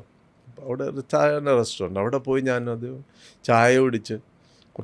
ചില്ലറയുണ്ട് അത്യാവശ്യം? ഇല്ല, കുറച്ചേ ഉണ്ടായിരുന്നു. ഞാൻ അവിടെ കടയിലുണ്ടായിരുന്നു കുറച്ചേ ഉണ്ട്. അപ്പോൾ അവരോട് ഞാൻ സംസാരിച്ചു, ഇവിടെ പോകണം. അപ്പോഴാണ് ആക്ച്വലി ആ സമയത്താണ് ഈ മദ്രാസികോമാരോ എന്ന് പറഞ്ഞ് മിച്ച് മഹാരാഷ്ട്രീയൻസ് ശിവസേന ഠാക്കറയുടെ ഫയൽക്കാർ. ഈ മദ്രാസി എന്ന് പറയുമ്പോൾ മലയാളിയും തമിഴ് എല്ലാവരും ആണല്ലോ. അവരടിക്കുകയും ഓട്ടിക്കഴിഞ്ഞു. അവർ അത് നോക്കിയപ്പോൾ ഇതാണ് നമ്മളെ ശിവാജി ജയന്തി നടക്കുക. നോക്കിയപ്പോൾ വലിയ ഭഗവദ്ധ്വജമൊക്കെ കെട്ടി ഭയങ്കര ബാൻഡും സൗണ്ടും ഒക്കെയാണ്. ഞാൻ അത് കഴിഞ്ഞപ്പോൾ അവരോട് കേട്ടു എന്താ ചെയ്യേണ്ടത്. അപ്പോൾ അവരൊരു മാട്ടുങ്ങ മലയാളി സമാജത്തിൻ്റെ ഒരു അഡ്രസ്സൊക്കെ നമ്മൾ ഹോട്ടലുകാർ മലയാളി ഒരു മുസ്ലിം ബ്രദറാണ്. അപ്പോൾ അതും വെച്ചിട്ട് എന്നിട്ട് ഞങ്ങൾ ഇത് കാണാൻ ഓപ്പോസിറ്റായിട്ട് ഈ ഫംഗ്ഷൻ നടക്കുന്ന കാണാൻ പോകുമ്പോൾ മുസ്ലിം അത് കണ്ടു. അദ്ദേഹം ഓടി വന്നു. അവർക്കറിയില്ല ഞങ്ങൾ പെട്ടി എടുത്ത് അവിടെ പോവേ. ഓടി വന്നു. നിങ്ങളെങ്ങോട്ടാണ് പോകുന്നത്? ഞാൻ പറഞ്ഞു ആ ഫംഗ്ഷൻ നടക്കുന്നിടത്ത് വേണം. പറഞ്ഞ് അവിടെ എന്തിനാ പോയി? നിങ്ങളങ്ങോട്ട് പോവല്ലോ, നിങ്ങളെ കൈയും കാലും ഒക്കെ അവർ അടിച്ചോടിക്കും. നിങ്ങൾ മദ്രാസിയാണെന്ന് അവർ നിങ്ങൾ ഉപദ്രവിക്കും. ഞാൻ പറഞ്ഞു ഇത് അതിൻ്റെ ഭാഗമാണ്, ഞാനും അവരുടെയാണ്. എന്ത് ഭാഗം? ഇതല്ല ഇവിടുത്തെ മറാഠികളാണെന്ന് പറഞ്ഞു ബീച്ച്. അപ്പോഴാണ് എനിക്കറിയില്ല ഈ ശിവസേന. പിന്നെ അതെങ്ങനെ രക്ഷപ്പെടുത്തി, പിന്നെ ട്രെയിൻ മേടിച്ച് അങ്ങനെയാണ്. ശിവസേനയോട് നമ്മൾ ഓർത്ത് ഓക്കെ RSS ആണല്ലോ, ഭഗവധ്വജമാണ് ഈസയും ഭഗവധ്വജ സംഘത്തിൻ്റെ ധ്വജമാണ് അവരുടെ. അങ്ങനെയാണ് അവിടെ പോയി. പിന്നെ ഇങ്ങനെയാണ് മാട്ടുങ്ങ എന്ന് പറയുന്നിട്ട് അത് ഒരു GR+1 ഒരു മാട്ടുങ്ങൽ ഏറ്റവും നല്ല പ്ലെയിൻ സ്ഥലത്ത് ഒരു ഹാഫ് ഏക്കറിൻ്റെ അടുത്ത് സ്ഥലമുണ്ട്. ഒരു ഗാർഡനോട് കൂടിയൊരു ബംഗ്ലോ. അതായിരുന്നു ബൊംബെക്ക് വലിയ സമാജം അന്നത്തെ. ഒരു മേനോനാഥ് സമാജത്തിന് കൊടുത്ത ഒരു തണൽ വൃക്ഷമാണ് അത് ആക്ച്വലി. അവിടെ ഈവനിങ്ങിലാണ് പോയപ്പോൾ അവിടെ അത് പൂട്ടിയിട്ട് പോയിരുന്നു, നല്ല തണുപ്പുള്ള സമയം. അപ്പം ഞാനും എൻ്റെ ഫ്രണ്ടും അവിടെ ഒരു സിമെൻറ്റ് ബെഞ്ചുണ്ടായിരുന്നു ഗാർഡനിൽ. അവിടെ ഇരുന്ന് രാത്രി ഭയങ്കരമായിട്ട് തണുത്ത് വിറച്ച്. ഇപ്പം കാലത്തൊരു 8 മണിയായപ്പം എൻ്റെ ഓഫീസ് സ്റ്റാഫുകാർ വന്ന് തുറന്നു. എന്നിട്ട് എൻ്റെ സെക്രട്ടറി വന്നു. അതിനുശേഷം അവർ ഞാനൊക്കെ കൈ കാണിച്ച് വിളിച്ചു. രാത്രി മുഴുക്ക തണുത്ത് വിറച്ചല്ലേ, നിങ്ങൾ ഇവിടെ ഇരുന്നു. അവിടെ സ്ഥിരം ഇങ്ങനെ ആൾക്കാർ അവിടെ പോകാറുണ്ട് ഹെൽപ്പ് ചെയ്യാനോ. അപ്പോൾ ഇവർ സഹായിക്കുകയും ചെയ്യും. പിന്നെ അതുകൊണ്ടാണ് ഇങ്ങനെ എഴുതി തന്നത്. അന്നല്ലെങ്കിൽ മറാഠികൾ ഉപദ്രവിക്കുന്ന സമയങ്ങളിൽ ഈ തമിഴ്, തെലുങ്ക് ഇങ്ങനെയുള്ള എല്ലാ സമാജങ്ങളിലൊക്കെ ഹെൽപ്പ് ചെയ്യുമായിരുന്നു. പിന്നെ അന്ന് ബോംബെയിൽ ആൾക്കാരുടെ ആവശ്യവും ജോലിയുള്ള സമയം, ഗൾഫല്ലല്ലോ. അങ്ങനെ പോയി. അപ്പം പറഞ്ഞിട്ട് നിങ്ങൾ പോയി ഫ്രഷ് ആയിട്ടോ, പേര് പോലും കേട്ടില്ല, ഫ്രഷ് ആയിട്ടോ. അപ്പം ഫ്രഷ് ആയിട്ട് വന്നപ്പോൾ വെളിയിൽ 2 പീസ് ഇഡ്ഡലിയും ഒരു ചായയൊക്കെ മേടിച്ച് വെച്ചു കഴിക്കാൻ പറഞ്ഞു. സത്യം നമ്മൾ അതിന് ശേഷമാണ് കാര്യം കേട്ടത്. പറഞ്ഞു ഒന്നും അറിയില്ല, എന്തും ചെയ്യാൻ തയ്യാറാണ്, ഹോട്ടൽ പണി ചെയ്യാൻ പറ്റും. പറഞ്ഞു ചെയ്യാം. അപ്പോൾ ലാൻഡ്ലൈനിൽ വിളിച്ച് 1 മണിക്കൂർ വെയിറ്റ് ചെയ്യാൻ പറഞ്ഞു. അപ്പോൾ 1 മണിക്കൂർ കഴിഞ്ഞ് ഒരു രാജേഷ് ഷെട്ടി എന്ന് പറഞ്ഞു BA ഒക്കെ പാസ്സായിട്ട് മാംഗ്ലൂരിൽ നിന്ന് അവിടെ റെസ്റ്റോറൻറ്റ് നടത്താൻ പറയുന്നു. ഭയന്തർ എന്നുള്ള അന്ന് വേക്കൻസി ഉണ്ട്, ആൾക്കാർക്ക് ഇവിടെ പോയാലും ജോബ്. അപ്പം അതുകൊണ്ടാണ് ഈ സമാജങ്ങളിൽ നമ്പർ കൊടുത്തു വിടുന്നത്. ഇവിടെ വരികയാണെങ്കിൽ നമുക്ക് ജോലിക്ക് ആളിനെ വേണം. അങ്ങനെ പോയതാണ്. അങ്ങനെ ആ ഷെട്ടി BA ഒക്കെ പാസ്സായിട്ട് വന്ന അയാൾക്ക് ഇത്തിരി മലയാളം കൂടെ അറിയാം. അങ്ങനെ ആ സമാജം ഷെട്ടി വന്ന് കൊണ്ടുപോയി എന്നെ കൂടെയാണ് ഭയന്തറിലേക്ക് കൊണ്ടുവന്നത്. ആ സമാജത്തിൻ്റെ പ്രസിഡന്റ് ഇപ്പം ഞാനാണ്. ബോംബെ കേരളീയ സമാജം. അത് തണൽ മിഷൻ ഇല്ല, മേനോനില്ല, എൻ്റെ കൊടുത്തതാണ്. പക്ഷെ അത് വേറെ ആൾക്കാർ ചേർന്നിട്ട് ചെയ്യുന്നതായിരുന്നു. എന്നിട്ട് അവിടെ ചെന്ന് ഹോട്ടലിൽ കയറി? ഇല്ല, ഹോട്ടലെന്ന് പറഞ്ഞാൽ അദ്ദേഹം തന്നെ കൂടെ വന്നു. ആദ്യമായിട്ട് ട്രെയിൻ പിടിച്ചിട്ട് ഭയന്തർ എന്നുള്ള സ്ഥലം, ഒരു കാടി മീൻസ് ഈ വേസ്റ്റൊക്കെ അടിയുന്ന സ്ഥലമാണ്, കടൽ തീരത്തിൻ്റെ സ്ഥലം. ഭയങ്കര സ്മെല്ലാണ്. അപ്പോൾ അവിടെ പോകുമ്പോൾ അവിടുത്തെ ഉപ്പ് വെള്ളം, കിണറ്റിൽ വെള്ളമല്ല. അവിടെ അന്ന് ഫിൽട്രേഷൻ ഒന്നല്ല, ബോംബെയുടെ വെളിയിലാണ് ഈ ഭയങ്കര. കാളവണ്ടിയിൽ കയറി ഇൻഡസ്ട്രിയൽ ഏരിയയിൽ കൊണ്ടുപോയി. അപ്പോൾ ഇൻഡസ്ട്രിയൽ ഏരിയയാണ് രാജേഷ് റിഫ്രഷ്മെൻ്റ് എന്ന് പറഞ്ഞാണ് എൻ്റെ പേര്. അതിലാണ് ആദ്യമായിട്ട് എന്നെ പണി ഇതൊക്കെ ഹോട്ടലിൻ്റെ സാധനങ്ങൾ എടുത്തു കൊടുക്കുക ചെയ്യുക. അന്ന് പേഴ്സണലായിട്ട് എന്നെ പിന്നെ വേറെ ഒന്നിനും വിട്ടില്ല അവർ. നല്ല താമസം അവർ തന്നു. പല താമസം ആരും ഉണ്ട്. അതല്ലേ ഹോട്ടലെന്ന് പറയുന്നത്. അതാണ് ഹോട്ടൽ ഇൻഡസ്ട്രീസ്. താമസമുണ്ട്. പിന്നെ അവിടെ അതിന് മേളിലായിരിക്കും ഒരുപാട്. എങ്ങനെയായിരിക്കും താമസം? ഒത്തിരി പേരുണ്ടോ? ഇല്ല, അതിനകത്ത് റൂമുണ്ട്. അതിനകത്ത് 5-6 പേരേ ഉണ്ടായിരുന്നു. അതിൽ ചിലർ 1-2 പേര് അവിടുത്തെ തന്നെ ലോക്കലൊക്കെ പോയിട്ട് വരുമായിരുന്നു. അന്ന് നമ്മളെ ഇടുന്ന ഉസൽപ്പാവ്, പൊട്ടോട്ടോ വടാപ്പാവ്, അവരുടേതായിട്ടുള്ള ഉത്തപ്പ, ഇഡ്ഡലിയൊക്കെ പിന്നെ അങ്ങനെയൊക്കെ ഉണ്ടായിരുന്നു. അന്നൊക്കെ ആദ്യത്തെ തുടക്കമായിരുന്നു. അപ്പം നമുക്ക് 5-6 പേര് താമസിക്കേണ്ട ഒരു മുറിയിൽ, പക്ഷേ ഭക്ഷണം കിട്ടും. ഭക്ഷണമുണ്ട്, താമസം നല്ല. പിന്നെ എങ്ങനെയാണ് ശമ്പളം കിട്ടുമായിരുന്നു. അന്ന് എത്ര ശമ്പളം? ഒരു 10-15 രൂപ എന്തായിരിക്കും മാസം. അതൊക്കെ ഉള്ളു. അങ്ങനെ ഞാൻ കുറേ അടുത്തൊക്കെ വർക്ക് ചെയ്തു. 2 വർഷം കഴിഞ്ഞ് വീട്ടിലേക്ക് ഒരു കോൺടാക്ട് വീട്ടിലില്ല. പിന്നീട് ഞാൻ അവിടെ നിന്ന് എഴുതി രാജേഷ് റിഫ്രഷ്മെൻ്റ് എന്ന പേരിൽ എഴുതി. അമ്മ ഇതൊരു കമ്പനിയാണ്. പക്ഷേ റെസ്റ്റോറൻറ്റ് എന്നൊക്കെ പറഞ്ഞ ഹോട്ടൽ എന്ന് പറഞ്ഞ് ഭയങ്കര ഇൻസൾട്ടാണ്. ഇവിടെ വന്നാൽ പിന്നെ എല്ലാ അമ്മയ്ക്കും നമുക്കും അല്ല അടുത്തുള്ളവർ പറയും നിൻ്റെ മുമ്പ് അവിടെ ഹോട്ടലിലാണ് ജോലി ചെയ്യണേ എന്നൊക്കെ പറയുമ്പോൾ അവർക്ക് അമ്മയ്ക്ക് ഇൻസൾട്ടാണ്. അതുതന്നെ റിഫ്രഷ്മെൻറ്റ് ഇതാണെന്ന് പറഞ്ഞ് എഴുതി. അങ്ങനെയാണ് പിന്നെ അമ്മയായിട്ട് കോൺടാക്ട് ചെയ്യണതൊക്കെ. അത് കഴിഞ്ഞ് പലയിടത്തും അവിടെ നിന്നൊക്കെ മാറി ഞാൻ പണി പഠിച്ച് പിന്നെ വേറെ അടുത്തൊക്കെ മാറിയൊക്കെ പോയി. 2 വർഷം കഴിഞ്ഞാൽ വന്നു. 2 വർഷം കഴിഞ്ഞ് വന്നപ്പോൾ കയ്യിലിരുന്ന് കുറച്ച് പൈസ ഉണ്ടായിരുന്നു. വന്നിട്ട് ഞാൻ പോയത് ആദ്യം ഞാൻ 4ാം ക്ലാസ് വരെ പഠിച്ച സ്കൂളിലാണ്, ചെങ്കൽ ജ്ഞാനസ്വാമി. ഞാനവിടെ പോയി കേട്ട് ഇവിടുത്തെ ടോയ്ലറ്റ് ഒന്ന് കേട്ട്. കാരണം അവിടുത്തെ ടോയ്ലറ്റ് ഞങ്ങൾ കൊച്ചിയിലെ ഫസ്റ്റ് എൻ്റെ പോയ മുതൽ ആ ടോയ്ലറ്റ് എന്ന് പറഞ്ഞ് നമുക്ക് അതിനകത്ത് പോകാൻ പറ്റില്ല. ഒരു 4 ചുമര് കെട്ടി മറച്ചിട്ടുണ്ട്, ഒരു ഓട ചെയ്തിട്ടുണ്ട്. അതിലാണ് എല്ലാവരും യൂറിൻ പാസ് ചെയ്യുന്നത്. ആൺകുട്ടികളുടെ സ്കൂളാണ്. അപ്പോൾ അതെല്ലാം കെട്ടി നിൽക്കും. പിറ്റേ ദിവസം പോകുമ്പോൾ ഭയങ്കര സ്മെല്ല്. അതിലൂടെ ബ്ലീച്ചിങ് പൗഡർ വെക്കുന്നു. അതിനകത്ത് പോകുമ്പോൾ ശ്വാസം മുട്ടലായിരുന്നു. സത്യം അന്ന് മുതലേ മൈൻഡിൽ ഇതൊന്ന് മാറ്റി ചെയ്യാൻ പറ്റും. ഞാൻ ആദ്യം പോയത് ആ സ്കൂളിൽ. ഞാൻ പറഞ്ഞ ടോയ്ലറ്റ് ഞാൻ ചേട്ടാ, അത് പഞ്ചായത്തിൻ്റെ ആണ്. അത് ഹോട്ടലിൽ പണിയെടുത്ത കാശും കൊണ്ടാ. അതെ 2 വർഷത്തെ അപ്പോൾ ആദ്യമായിട്ട് പോയി അവരെന്നെ കളിയാക്കി, അയ്യോ ഇത് പഞ്ചായത്തിൻ്റെയാണ്, അങ്ങനെ നിങ്ങൾക്ക് ചെയ്യാൻ പറ്റില്ല, അങ്ങനെ പൈസ ഉണ്ടെങ്കിൽ നമ്മൾ ഡൈനിങ് ഏരിയ ഒന്ന് അതിനുള്ളൊരു പെർമിഷൻ ഉണ്ട്. ഞാൻ പറഞ്ഞ പൈസ ഉണ്ടായിരുന്നിട്ടല്ല, ഞാൻ കൊച്ചിലെ അനുഭവിച്ചാണ് ആ സ്കൂളിൽ ഈ ബുദ്ധിമുട്ടാണ് ആ ടോയ്ലറ്റ്, അന്ന് ഈ ടോയ്ലറ്റാണ്. അപ്പോൾ അന്ന് അവരെന്നെ കളിയാക്കി തന്നില്ല. അതിനുശേഷം ഞാൻ 2-3 പ്രാവശ്യം പോയി, തന്നില്ല. അതിൻ്റെ തൊട്ട് ഓപ്പോസിറ്റായിട്ടാണ് ഒരു CBSE സ്കൂൾ എന്നെ വിളിച്ചതെന്ന് ഞാൻ പറഞ്ഞതല്ലേ, ബാങ്കിലെല്ലാം ചെയ്യാൻ. അതിനുശേഷം ഞാൻ പഠിച്ച UPSC സ്കൂളിൽ പോയി, എൻ്റെ ഹൈസ്കൂളിൽ പോയി, ഞാനും ചെങ്കൽ സ്വാമിയായിട്ടൊക്കെ സംസാരിച്ചു. അത് പ്രൈവറ്റ് സ്കൂളാണ്, അത് വിലക്കെടുക്കാമെന്നുള്ള രീതിയിലൊക്കെ പോയി. പക്ഷെ അവരൊന്നും തന്നില്ല. ഒരു സ്കൂളിലോട്ട് ഇപ്പം എല്ലാം ഫൈനൽ ചെയ്ത പിന്നീട് പിന്നീട് ആദ്യം ഫസ്റ്റ് ടൈം, അതിനുശേഷം ഞാൻ ഇല്ല തന്നില്ല, അന്നില്ല. അതിന് 2-3 പ്രാവശ്യം ചെയ്തില്ല. ഇപ്പോഴെന്തോ മാറ്റിയിട്ടുണ്ട്, ഇപ്പോഴെന്തോ മാറ്റിയിട്ടുണ്ട്. പക്ഷെ അതിനെല്ലാം തീർത്തുകൊണ്ട് ഞാൻ എൻ്റെ ഒരു സ്കൂൾ സ്വന്തമായിട്ട് എൻ്റെ ഇഷ്ടത്തിനൊക്കെ ചെയ്തു നിമിത്തമാണ്. അതെ, അവിടെ ഈ ബോംബെയിലെ പിന്നീട് ഇച്ചിരി മെച്ചപ്പെട്ട ഹോട്ടലിലേക്ക് മാറുമായിരുന്നു, അങ്ങനെ ആയിരുന്നോ?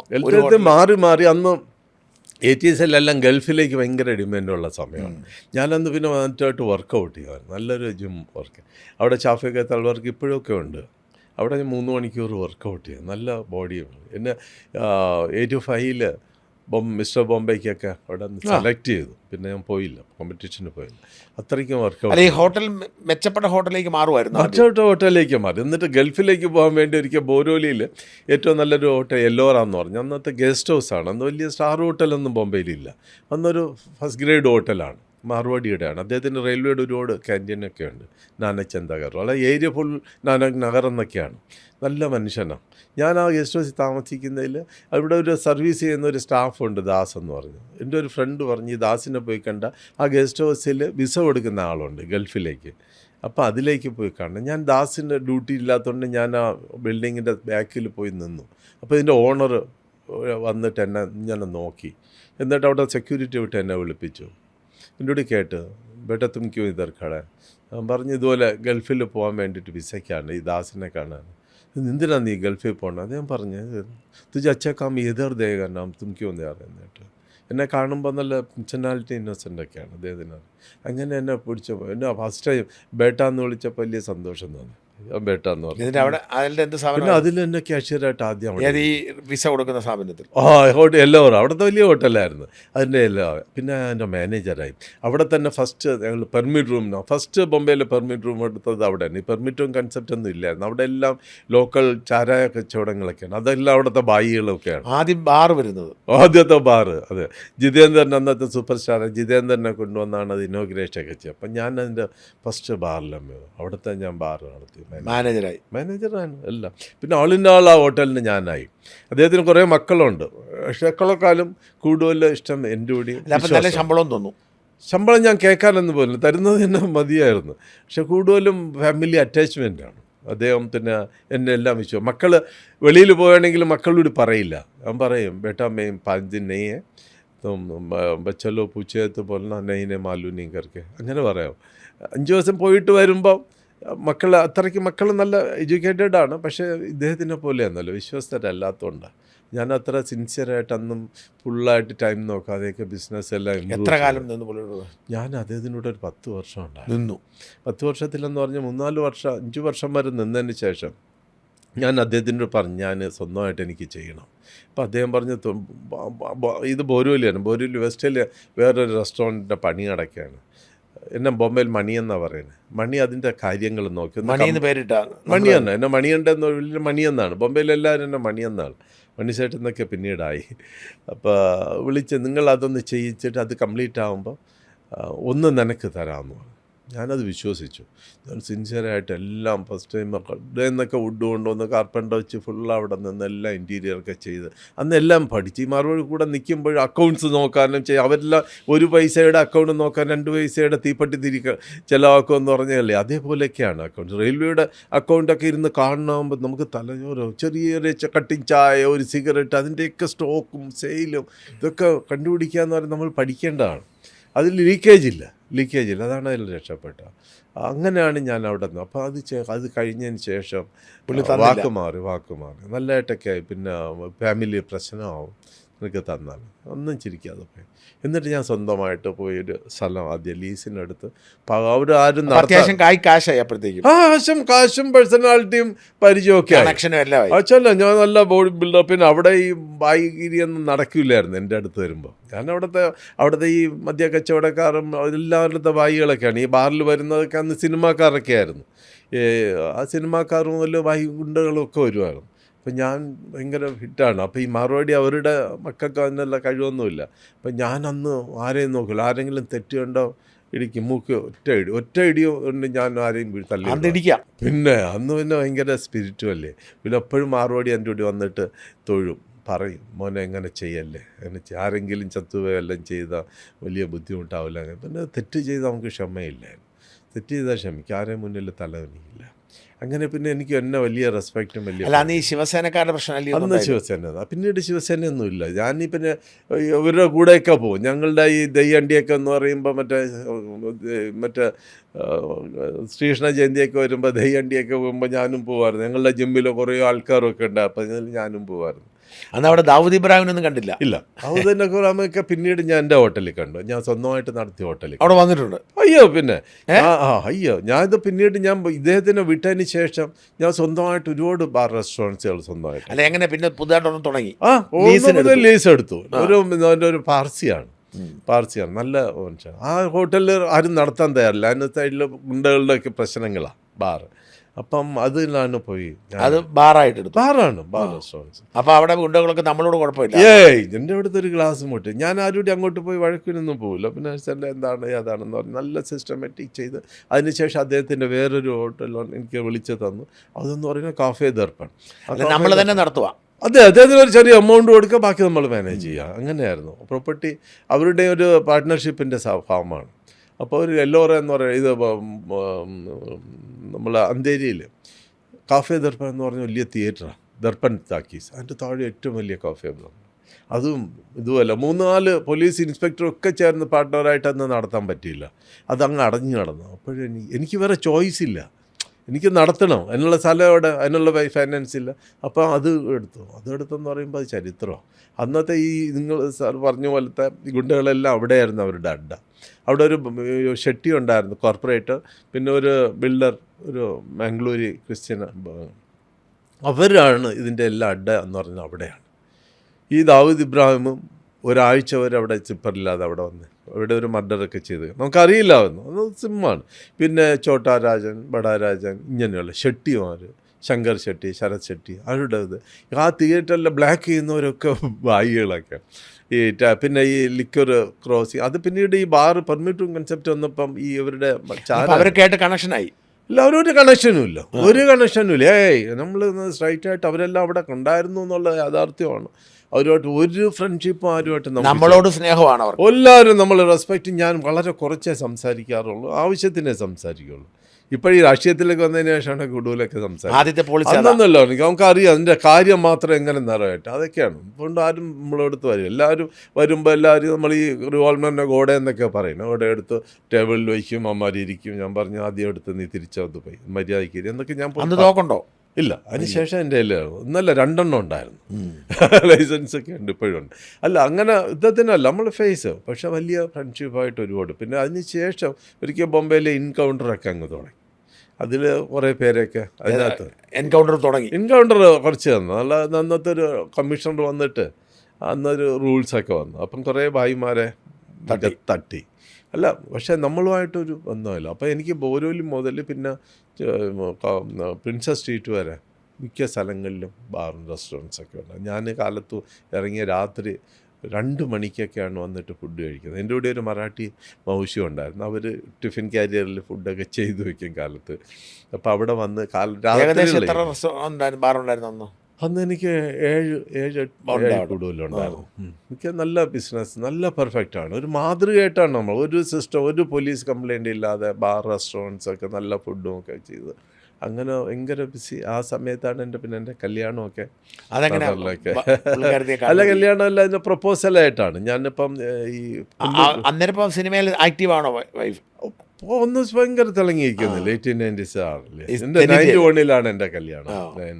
അപ്പോൾ കല്യാണത്തിന് പേടിക്കണം, എനിക്ക് സാമ്പത്തികമായിട്ടൊക്കെ ഇത്തിരി. അപ്പോൾ നമ്മൾ സുന്ദരചന്ദാരുടെ വീടൊക്കെ, പഴയ മന്ത്രി ഇപ്പം മരിച്ചു, NDP-യുടെയൊക്കെ. അപ്പോൾ അദ്ദേഹത്തിൻ്റെ വീടൊക്കെ ഞാനാണ് മേടിച്ചത് കുന്നുകുഴിയിൽ. പിന്നെ അദ്ദേഹം നല്ലൊരു ഫാമിലി റിലേറ്റീവും കൂടെയാണ്. അദ്ദേഹത്തിൻ്റെ കൂടെ അവരാണ് ഇതിൽ പ്രൊപ്പോസലൊക്കെ നോക്കിയതൊക്കെ. അപ്പം 4 നോക്കി. അപ്പം പ്രായമായിരുന്നു, 31 കഴിഞ്ഞായിരുന്നു. അപ്പം അതിനിടയിൽ എൻ്റെ അമ്മ ബാക്കി സഹോദരങ്ങളെ പ്രൊപ്പോസലിലൂടെ വന്നാണ്. അതെ അതെ പ്രൊപ്പോസലാണ്. അതായത് അവർ NSS-ലൊക്കെ ആക്റ്റീവായിരുന്നു മദറിലോ. അപ്പം ഇവരുമായിട്ടൊക്കെ സംസാരിച്ചിട്ടാണ് വന്നത്. അപ്പം എനിക്കറിയില്ല, തെലുങ്കും തമിഴും ഒക്കെയാണ് കൂടുതലും. പിന്നെ ഞാനും മലയാളം അധികം പടങ്ങളൊന്നും കാണില്ല.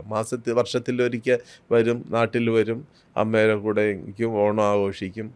ഈ ഫസ്റ്റ് ടൈം വന്നപ്പോൾ ഇവിടെ വലിയ വീടൊക്കെ വെച്ച് മേടിച്ചു കാണും നമ്മൾ. ഈ സമയം കുന്നുകുഴി വീടൊക്കെ ഉണ്ടായിരുന്നു. അതെ അതെ, വീടും വണ്ടിയൊക്കെ ഉണ്ടായിരുന്നു. അപ്പോഴാണ് അവരുടെ സഹോദരങ്ങളൊക്കെ പഠിപ്പിച്ചു. അതൊക്കെ കഴിഞ്ഞതിന് ശേഷമാണ് ഞാൻ അമ്മയുടെ വാക്കും ദുഃഖവും ഒക്കെ കണ്ടപ്പോൾ അമ്മയുടെ എല്ലാം ഇൻവോൾവായി. പിന്നെ അമ്മയ്ക്ക് പിന്നെ ഈ ആക്സിഡൻറ്റൂടെ ആയപ്പോൾ അമ്മയെ കൊണ്ട് മാറ്റിയൊക്കെ താമസിച്ചു. അത് പിന്നീടാണ് ആയത്. അപ്പം കൊച്ചിയിലെന്ന് പറയുമ്പോൾ വലിയ ബുദ്ധിമുട്ടുകൾ. കല്യാണം അങ്ങനെ രണ്ടും ഫിക്സ് ചെയ്തു. അതെ അതെ അതെ, സിനിമ നിർത്തിയോ? അപ്പം ഇല്ല, അതിന് കല്യാണം കഴിഞ്ഞപ്പോൾ 1-2 പടത്തിൻ്റെ പെൻഡിങ് ഉണ്ടായിരുന്നു. അത് പോയി ഷൂട്ടിങ്ങൊക്കെ കഴിഞ്ഞതിന് ശേഷം പിന്നെ അവർ ബോംബെയിലായി. ബോംബെയിൽ അവർക്ക് ഹിന്ദി കൂടെ അറിയാമായിരുന്നു. തെലുങ്ക് പടം കൂടുതൽ ചെയ്തുകൊണ്ട് ഹിന്ദിയൊക്കെ അറിയാമായിരുന്നു. പിന്നീട് നമ്മളവിടെ ഞാൻ ഇങ്ങനെ ബിസിനസ്സിലേക്ക് ബിസി ആയിരിക്കും. ബോംബെയിൽ അപ്പം നല്ല വീട് മേടിച്ചു ആ സമയത്ത്. എൻ്റെ 3 ബെഡ്റൂം നല്ല വീടൊക്കെ ഉണ്ടായിരുന്നു. അതൊക്കെ വീട് കല്യാണത്തിന് മുമ്പേ ഉണ്ടായിരുന്നു എല്ലാം. അപ്പോഴൊക്കെ മേടിച്ചു. സുരക്ഷാ പ്രശ്നമൊന്നും ഇല്ലായിരുന്നു. സുരക്ഷ എന്നല്ല, വളരെ അങ്ങനെ സേഫ് സ്ഥലമാണ്, ഭയങ്കര സേഫ് സ്ഥലമാണ്. ഇപ്പോൾ പിന്നെ ബിസിനസ്സിൽ തുടർന്നു.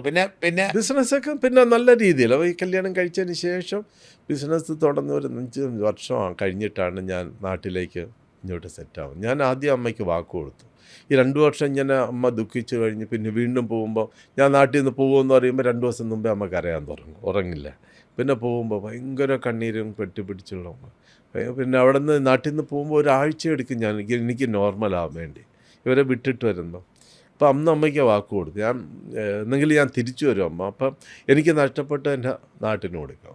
അപ്പം അങ്ങനെയാണ് എനിക്ക് എൻ്റെ ബിസിനസ്സും പൈസയൊക്കെ എല്ലാം പഠിച്ചതിന് ശേഷം ഞാൻ എൻ്റെ നാട്ടിൽ ചെയ്യണം. ഞാൻ അന്നും പല സ്ഥലങ്ങളിലും പോകും. അല്ല, അവിടെ ബോംബെയിലും തീർത്തിട്ട് ബോംബെയിൽ അതിന് ശേഷം പിന്നെ സ്റ്റാർ ഹോട്ടലുകളൊക്കെ നമ്മൾ സ്വന്തമാക്കി. ഇല്ല, റെസ്റ്റോറൻറ്റുകളും എല്ലാം അതോടുകൂടെ നിർത്തും. അങ്ങനെ തന്നെ ഇപ്പോൾ ഒരു ബിൽഡിംഗ് തന്നെ എനിക്കുണ്ട്, അവിടെ പലയിടത്തും ഉണ്ട്. പിന്നെ എന്ന് വരെ ഇത് കണ്ടിന്യൂ ചെയ്ത് എത്ര കാലം? അത് ഇപ്പോഴും ആൾറെഡി നടക്കുന്നു.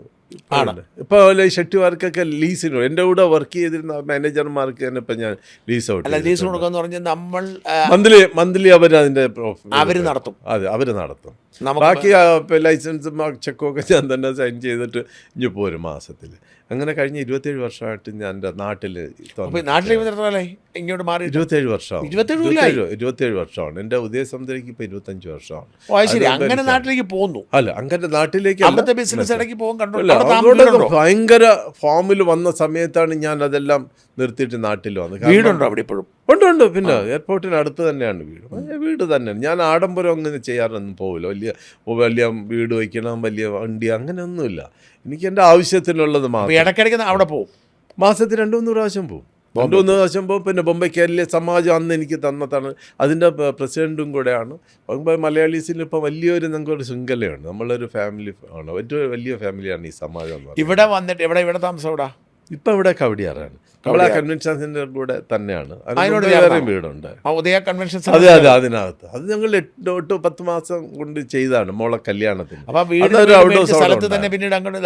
ഇല്ല, അവിടെ ഒരു ഔട്ട് ഹൗസ് ഉണ്ടായിരുന്നു, അതിനെ പെട്ടെന്ന് റിപ്പയർ ചെയ്ത് ഇനി വേറൊരു വീട് വെച്ച് മാറും. കാരണം അവിടെ ഒരു ഹോട്ടലിലൂടെ വരും, കവടിയാറ് തന്നെ. അപ്പം അല്ലാതെ ഉണ്ടായിരുന്നു വീട്. അപ്പൊ നാട്ടിലേക്ക് വന്നപ്പോൾ ആദ്യം വരുന്ന ഉദയസമുദ്രമായിരുന്നു. ആദ്യം വന്ന് എൻ്റെ കോവളത്ത് വന്നിട്ട് അന്നൊരു 50 സെന്റ് സ്ഥലത്തിൽ ഒരു. അല്ല, അതിനു മുമ്പ് അവിടെ ചെങ്കൽ എന്തെങ്കിലും ചെയ്തു? പ്രത്യേകിച്ച് ഒന്നും ചെയ്തില്ല, സഹായിച്ചു, അത്രേ ഉള്ളൂ. ഉള്ളല്ലോ, ഒന്നും ചെയ്തു. എന്ന് വെച്ചാൽ എൻ്റെ അവിടെ ഒന്ന് ഞാൻ വരുമ്പോൾ മാസത്തിൽ ഒരിക്കൽ വരുമ്പോൾ എൻ്റെ നാട്ടിൽ എല്ലാവർക്കും ഡ്രസ്സുകളും എല്ലാവരും കൊണ്ടുവരും. വലിയ ഒരു അറ്റാച്ച്മെൻറ്റ് മുമ്പേ ഉണ്ട്. ആരും ദുഃഖിച്ചിട്ട് ഇരിക്കുന്നതിന് കാണാൻ എനിക്ക് പ്രയാസമാണ്. ഞാൻ ഇന്നും അല്ല ഫുഡ് കഴിച്ചാലും അടുത്തിരിക്കുന്നവരോട് ആദ്യം കേക്ക് നിങ്ങൾ കഴിക്കണോ, അതിനുശേഷം ഞാൻ കഴിക്കും. ഉദയസമുദ്രം എന്ന് പറയുന്നത് അതൊരു 50 സെന്റിൽ 16 കോട്ടേജ് ഉണ്ട്. ഒരു ഇറ്റാലിയൻ കോട്ടേജ് ആയിരുന്നു, ചെറിയ കോട്ടേജ് അവിടെ ഉണ്ടായിരുന്നു. 50 സെന്റില് ഒരു ഇറ്റാലിയൻ കോട്ടേജ്, 16 കോട്ടേജ്. അത് എത്ര കാലം? 27 വർഷം 27 വർഷം വാങ്ങി. വാങ്ങി അത് മേടിച്ചു. ആദ്യമായിട്ട് മേടിച്ച അതാണ്. അത് അന്നാണ് ഈ കമ്പനി ഉദയസമുദ്രം ഉണ്ടാകുന്നത്. ഈ വൈഫിൻ്റെ പേര് ഉദയചന്ദ്രികയാണ്. സിനിമയിൽ രാധ, അത് മറ്റേ ഭാരതിരാജയുടെ സിനിമയിൽ ആർട്ടിസ്റ്റായിട്ട് വരുമ്പോൾ 6 എന്ന പേരിലാണ് രാധ, രേവതി, ഇങ്ങനെല്ലാം അദ്ദേഹം മാറ്റിയിട്ടതാണ്. അപ്പോൾ ഉദയചന്ദ്രികയുടെ ആക്ച്വൽ പേര് ഉദയചന്ദ്രിക. അതിൻ്റെ ഉദയം സമുദ്ര ബീച്ചും എൻ്റെ ബീച്ച്, അങ്ങനെയാണ് ഉദയസമുദ്രം കമ്പനി ഉണ്ടാക്കുന്നത്.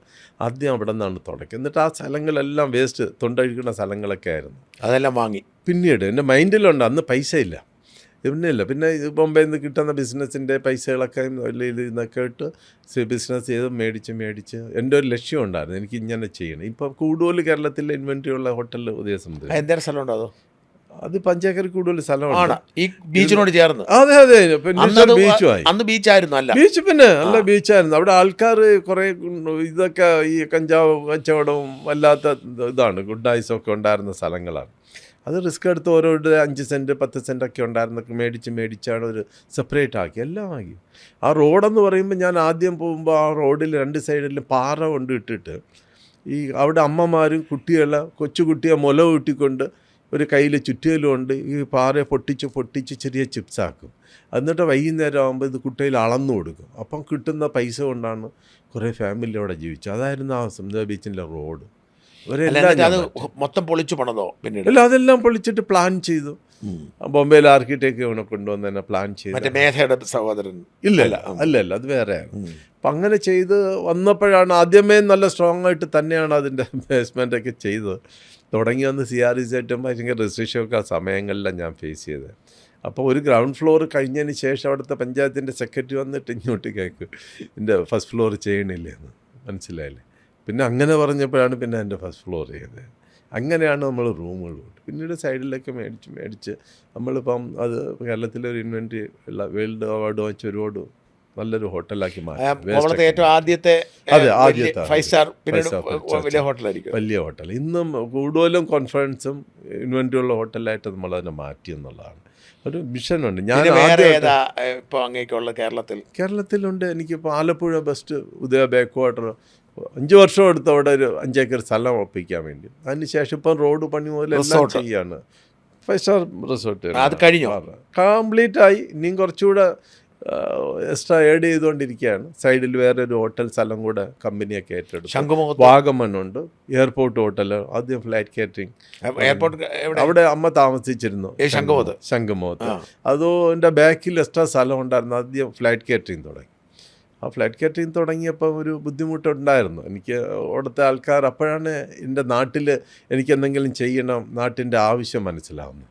കാരണം അവിടെ അത് തുടങ്ങുമ്പോൾ അവിടുത്തെ ചില ആൾക്കാർ വന്നിട്ട് അവരെ പെർമിഷൻ വേണമെന്ന് പറഞ്ഞു. ഈ ശംഖുമുഖത്ത് വെളിയിൽ നിന്ന് ആരെങ്കിലും വന്ന് ഇങ്ങനെ ചെയ്യാൻ പറ്റില്ല ഇവിടെ. വെളിയിൽ നിന്ന് ആരെന്ന് വന്നപ്പോൾ എനിക്ക് മനസ്സിലായി. അപ്പോൾ എൻ്റെ അങ്കിൾ പറഞ്ഞ് അദ്ദേഹം ബോംബെയിലുള്ള ആളല്ല, ഞാൻ ബോംബെക്കാരൻ, ഇവിടുത്തെ ആളാണല്ലോ. അങ്ങനെയല്ല, ഇത് ഞാൻ ഫേസ് ചെയ്തതാണ് എൻ്റെ നാട്ടിൽ. അപ്പോൾ അങ്ങനെ എനിക്ക് ഷോക്കായി. ഞാൻ കൊച്ചിയിലെ ബോംബെ പോയപ്പോൾ മദ്രാസി ബാഹോ എന്നൊക്കെ പറഞ്ഞിട്ട് മദ്രാസി എന്നത് എൻ്റെ നാട്ടിൽ ഇങ്ങനെയും വരുന്നു എന്ന് പറയുമ്പോൾ വലിയ പ്രയാസം തോന്നി. അപ്പം അത് ഞാൻ ഉള്ളിൽ വെച്ചു എന്നുള്ളത് മാത്രമേ. നമ്മൾ അവരോട് വെല്ലുവിളിക്കണം. അതിനുശേഷം ഞാൻ സൈഡിൽ ഹോട്ടലും ഒക്കെ ചെയ്തു. അതിനുശേഷം ശംഖുമുഖം ക്ഷേത്രം ഒരു വേസ്റ്റ് ഇടുന്ന സ്ഥലമൊക്കെ ആയിരുന്നു.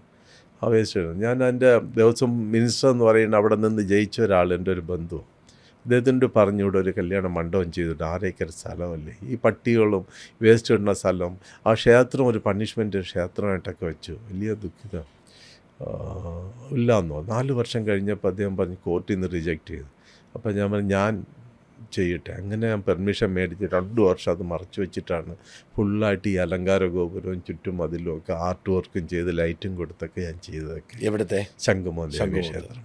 അത് അമ്മ ഒരിക്കൽ ക്ഷേത്രത്തിൽ പോയിട്ട് വന്ന് അവിടെ അമ്മ അവിടെയായിരുന്നു താമസിച്ചത്. അമ്മ അന്യൻ്റെ മരണത്തിന് ശേഷം ഞാൻ കവടിയാറും ശംഖുമുഖമൊക്കെ മാറ്റിയൊക്കെ അമ്മയെ താമസിച്ചു. എന്നാലും അമ്മയുടെ മോൻ്റെ വേർപാട് ദുഃഖം. കുന്നുകുഴിയിലെ വീട് വിട്ടോ? പിന്നെ കുന്നുകുഴിയിലെ വീട് അതിൻ്റെ കല്യാണത്തിന് ശേഷം അവൻ്റെ പാർക്കിംഗ് സൗകര്യമൊന്നും ഇല്ലാത്തതുകൊണ്ട് അതങ്ങ് വിട്ടു. പിന്നെ വാഗമണിൽ തുടങ്ങി. ഇപ്പോൾ വാഗമണിൽ കംപ്ലീറ്റ് ആവും, 3-4 മാസം കൊണ്ടാവും. 20 വർഷത്തിന് മുമ്പേ 25 ഏക്കർ മുട്ടക്കുന്ന് കഴിഞ്ഞിട്ട് പോകുമ്പോഴാണ് ഒരു ടണൽ റോഡുണ്ട്. അപ്പോൾ അതിലാണ് അത് മുമ്പേ മാണിസാറിൻ്റെ PSൻ്റെ എന്തോ ആയിരുന്നു അവരുടെ. അപ്പോൾ മേടിച്ചിട്ട് നല്ല ടീ എസ്റ്റേറ്റാണ്, നല്ല ഭംഗിയുള്ള സ്ഥലം, ഒരു വാട്ടർ ബോഡിയൊക്കെ. എന്താ സ്ഥലമുണ്ട്? അത് 25 ഏക്കറുണ്ട്. അല്ല അതിൽ ഇൻ ഹൗസിൽ തന്നെ എല്ലാ വെജിറ്റബിൾസും ഫ്രൂട്ട്സും ഒക്കെ ഡെവലപ്പ് ചെയ്യാം. ഡയറി ഫാം പോയിട്ട് ഇപ്പോൾ എൻ്റെ ജീവിതത്തിൽ ഹോസ്പിറ്റാലിറ്റിയിൽ വേറൊരു ടേണിങ് നമുക്കെന്ത് ചെയ്യുവാൻ സാധിക്കും, അതാണ് ഞാൻ ചെയ്യുന്നത്. അപ്പോൾ അത് ഇപ്പം കോവളമായാലും ഇപ്പം ഞാൻ എൻ്റെ വില്ലേജിനെ അഡോപ്റ്റ് ചെയ്ത് വില്ലേജിൽ നിന്നെല്ലാം വെജിറ്റബിൾസ്, ഫ്രൂട്ട്സ്, ഡയറി ഫാം ഇതെല്ലാം വില്ലേജിലോട്ട് നമ്മൾ അവരെ ചെയ്യിച്ചു. എന്നിട്ട് മാർക്കറ്റ് റേറ്റിൽ നിന്ന് ഒരു 10% എക്സ്ട്രാ കൊടുത്തിട്ട് അത് പർച്ചേസ് ചെയ്യും. എന്നിട്ട് അത് നമ്മൾ ഹോട്ടൽ യൂസ് ചെയ്യും. എന്നിട്ട് വില്ലേജ് കാണിക്കാൻ വേണ്ടി ഇവിടെ വന്ന വില്ലേജ് ടൂറിസം പ്ലാൻ ചെയ്ത് ഇവിടുത്തെ ടൂറിസ്റ്റുകൾ നമ്മൾ കൊണ്ടുവന്ന് വില്ലേജ്. അതിൻ്റെ കൂടെ സ്കൂളുകളിൽ കൂടെ ഒന്ന് സ്പോൺസറെ കണ്ടുപിടിച്ച് കുറേ കുട്ടികളെ ഫ്രീ ആയി പഠിപ്പിക്കാൻ വേണ്ടിയിട്ട് എൻ്റെ ഒരു ചാലഞ്ച്, ഞാൻ ചെങ്കൽ വില്ലേജിന് കൊടുത്തിരിക്കുന്ന ഒറ്റ ചാലഞ്ച്, +2 പഠിക്കാത്ത ഒരു കുട്ടിയും കാണില്ല. അത് ഞാൻ എത്ര ആയാലും ഞാൻ ബ്രിട്ടീഷ് ടീച്ചറെ കൊണ്ട് ക്ഷേത്രമായിട്ടുള്ള ബന്ധം എന്താണ്? ചെങ്കൽ ക്ഷേത്രം ഞാൻ സ്വാമി ഒന്നിച്ച് പഠിച്ചതാണ്. അദ്ദേഹം ജനിച്ചപ്പോൾ എനിക്കറിയാം ഒരു സമയം. ഇപ്പോൾ ഇടയ്ക്കെന്ന് പറയുമ്പോൾ ഞാൻ എൻ്റെ ഒരു ഓമനമ്മ സാറെന്ന് പറഞ്ഞാണ് ഞങ്ങൾ 4ാം ക്ലാസ്സിലാണ് പഠിച്ചത്. എൻ്റെ വില്ലേജിൻ്റെ പ്രശ്നം അപ്പം ബഞ്ചാണ്, അവിടെ ഇലക്ട്രിസിറ്റി ഒന്നും ഇല്ലാത്ത സമയം നാച്ചുറൽ ബഞ്ചിലാണ് നമ്മൾ കുട്ടികളെ അടുത്തടുത്തിരിക്കുന്നത്. അന്ന് ഗവൺമെൻറ് സ്കൂളേ ഉണ്ടായിരുന്നുള്ളൂ. അപ്പോൾ തൊട്ടടുത്ത് എൻ്റെ അടുത്ത് സ്വാമി ഇരിക്കും, എൻ്റെ ഭസ്മത്തിൻ്റെ മണം വരും. അത് കഴിഞ്ഞിട്ട് എൻ്റെ റൈറ്റ് സൈഡിൽ എൻ്റെ അയ്യപ്പൻ എന്ന് പറഞ്ഞ എൻ്റെ ഒരു ഫ്രണ്ടാണ്. അദ്ദേഹം ഒരു അടവുടിയിൽ കിടക്കുന്നതാണ്. എൻ്റെ വലിയമ്മയുടെ സ്ഥലത്ത് ഓല ഷെഡ് ഇട്ട് അന്ന് പഠിക്കാൻ നിവൃത്തിയില്ലാതെ അരോന്തോ സ്ലേറ്റും ബുക്കൊക്കെ മേടിച്ചാണ്. അപ്പോൾ ഈ ഓമനമ്മ സാറെന്ന് പറഞ്ഞ് ഇപ്പോൾ കഴിഞ്ഞ 6 മാസം മുമ്പേ എൻ്റെ ഒരു ഫ്രണ്ട് ദിവാരൻ എന്ന് പറഞ്ഞു, വിദ്യാധരൻ, നല്ല പഠിക്കുന്നവനായിരുന്നു. അന്ന് കെൽട്രോണിലൊക്കെ വർക്കൊക്കെ ചെയ്ത് റിട്ടയർഡായി. അപ്പോൾ 6 മാസം മുമ്പേ എന്നെ കുറേ ദിവസം കാണണം. അപ്പോൾ എന്നെ വിളിച്ചു, ഓമനമ്മ സാറിനെ രാജശേഖരനെ കാണണം, ഒന്ന് വരുമോ? ഞാൻ പോയപ്പോൾ സാറിൻ്റെ മേഡത്തിന് ഒരു 80 വയസ്സ് കൂടുതലായി, ഒരു കിടപ്പായിട്ട് 2 വർഷമായി. ഒരു മൈൻഡിൽ എന്നെ കാണണം, എനിക്കറിയില്ല അമ്മ. അപ്പോൾ എന്നെ ഓർമ്മിപ്പിച്ചത്, അന്ന് ഷർട്ടില്ലാതെ ആണ് ആ അയ്യപ്പൻ നമ്മളെ അടുത്തിരുന്നത്. ഒരു മുണ്ട് വലിച്ചു കൊടുത്തു, ദേഹത്തെല്ലാം വൃണമാണ് എന്തോ കഴിച്ചിട്ട്. അപ്പോൾ ഒലിക്കും. അപ്പോൾ കയ്യിലൊരു ബണ്ടൽ പോലെ കുറച്ച് ന്യൂസ് പേപ്പറും കൊണ്ടിച്ച് അത് ഞാൻ ഒപ്പി എടുക്കും. തൊട്ടടുത്തൊരു സ്ലേറ്റ് ഉണ്ട്, നല്ല കയ്യക്ഷരമൊക്കെയാണ് അയ്യപ്പൻ അടുത്ത്. അപ്പോൾ ആ ടീച്ചർ എല്ലാം പറഞ്ഞ് പിറ്റേ ദിവസം പറഞ്ഞ്, നിങ്ങളെല്ലാം നാളെ വീട്ടിൽ നിന്ന് എന്തെങ്കിലും പൈസകളൊന്ന് കളക്ട് ചെയ്ത് വരണം, അയ്യപ്പന് ഉടുപ്പ് മേടിക്കണം. അങ്ങനെ ഞാൻ രാത്രി മുഴുക്കെ ഇരുന്ന് അച്ഛൻ വൈകുന്നേരം അച്ഛൻ ഒരു 8 മണി കഴിഞ്ഞൊക്കെ വരുള്ളൂ ഓഫീസിൽ നിന്ന്. വരുമ്പോൾ കാത്തിരുന്ന് ഞാൻ അച്ഛൻ്റെ കൂടി കരഞ്ഞുകൊണ്ട് പറഞ്ഞു, എനിക്ക് പൈസ വേണം. എന്തിനാണ് എനിക്ക് പൈസ എന്ന് കേട്ടോ പറഞ്ഞു, അയ്യപ്പൻ ഉടുപ്പില്ല, 4ാം ക്ലാസ്സിൽ അയ്യപ്പൻ ഉടുപ്പില്ല, അതിലേക്ക് ടീച്ചർ കേട്ടാണ്. അപ്പം അച്ഛൻ എനിക്ക് 10 പൈസ തന്നു. എനിക്കറിയില്ല, ഇപ്പോഴും അറിയില്ല. ഞാനന്ന് കൊണ്ടുകൊടുത്തു.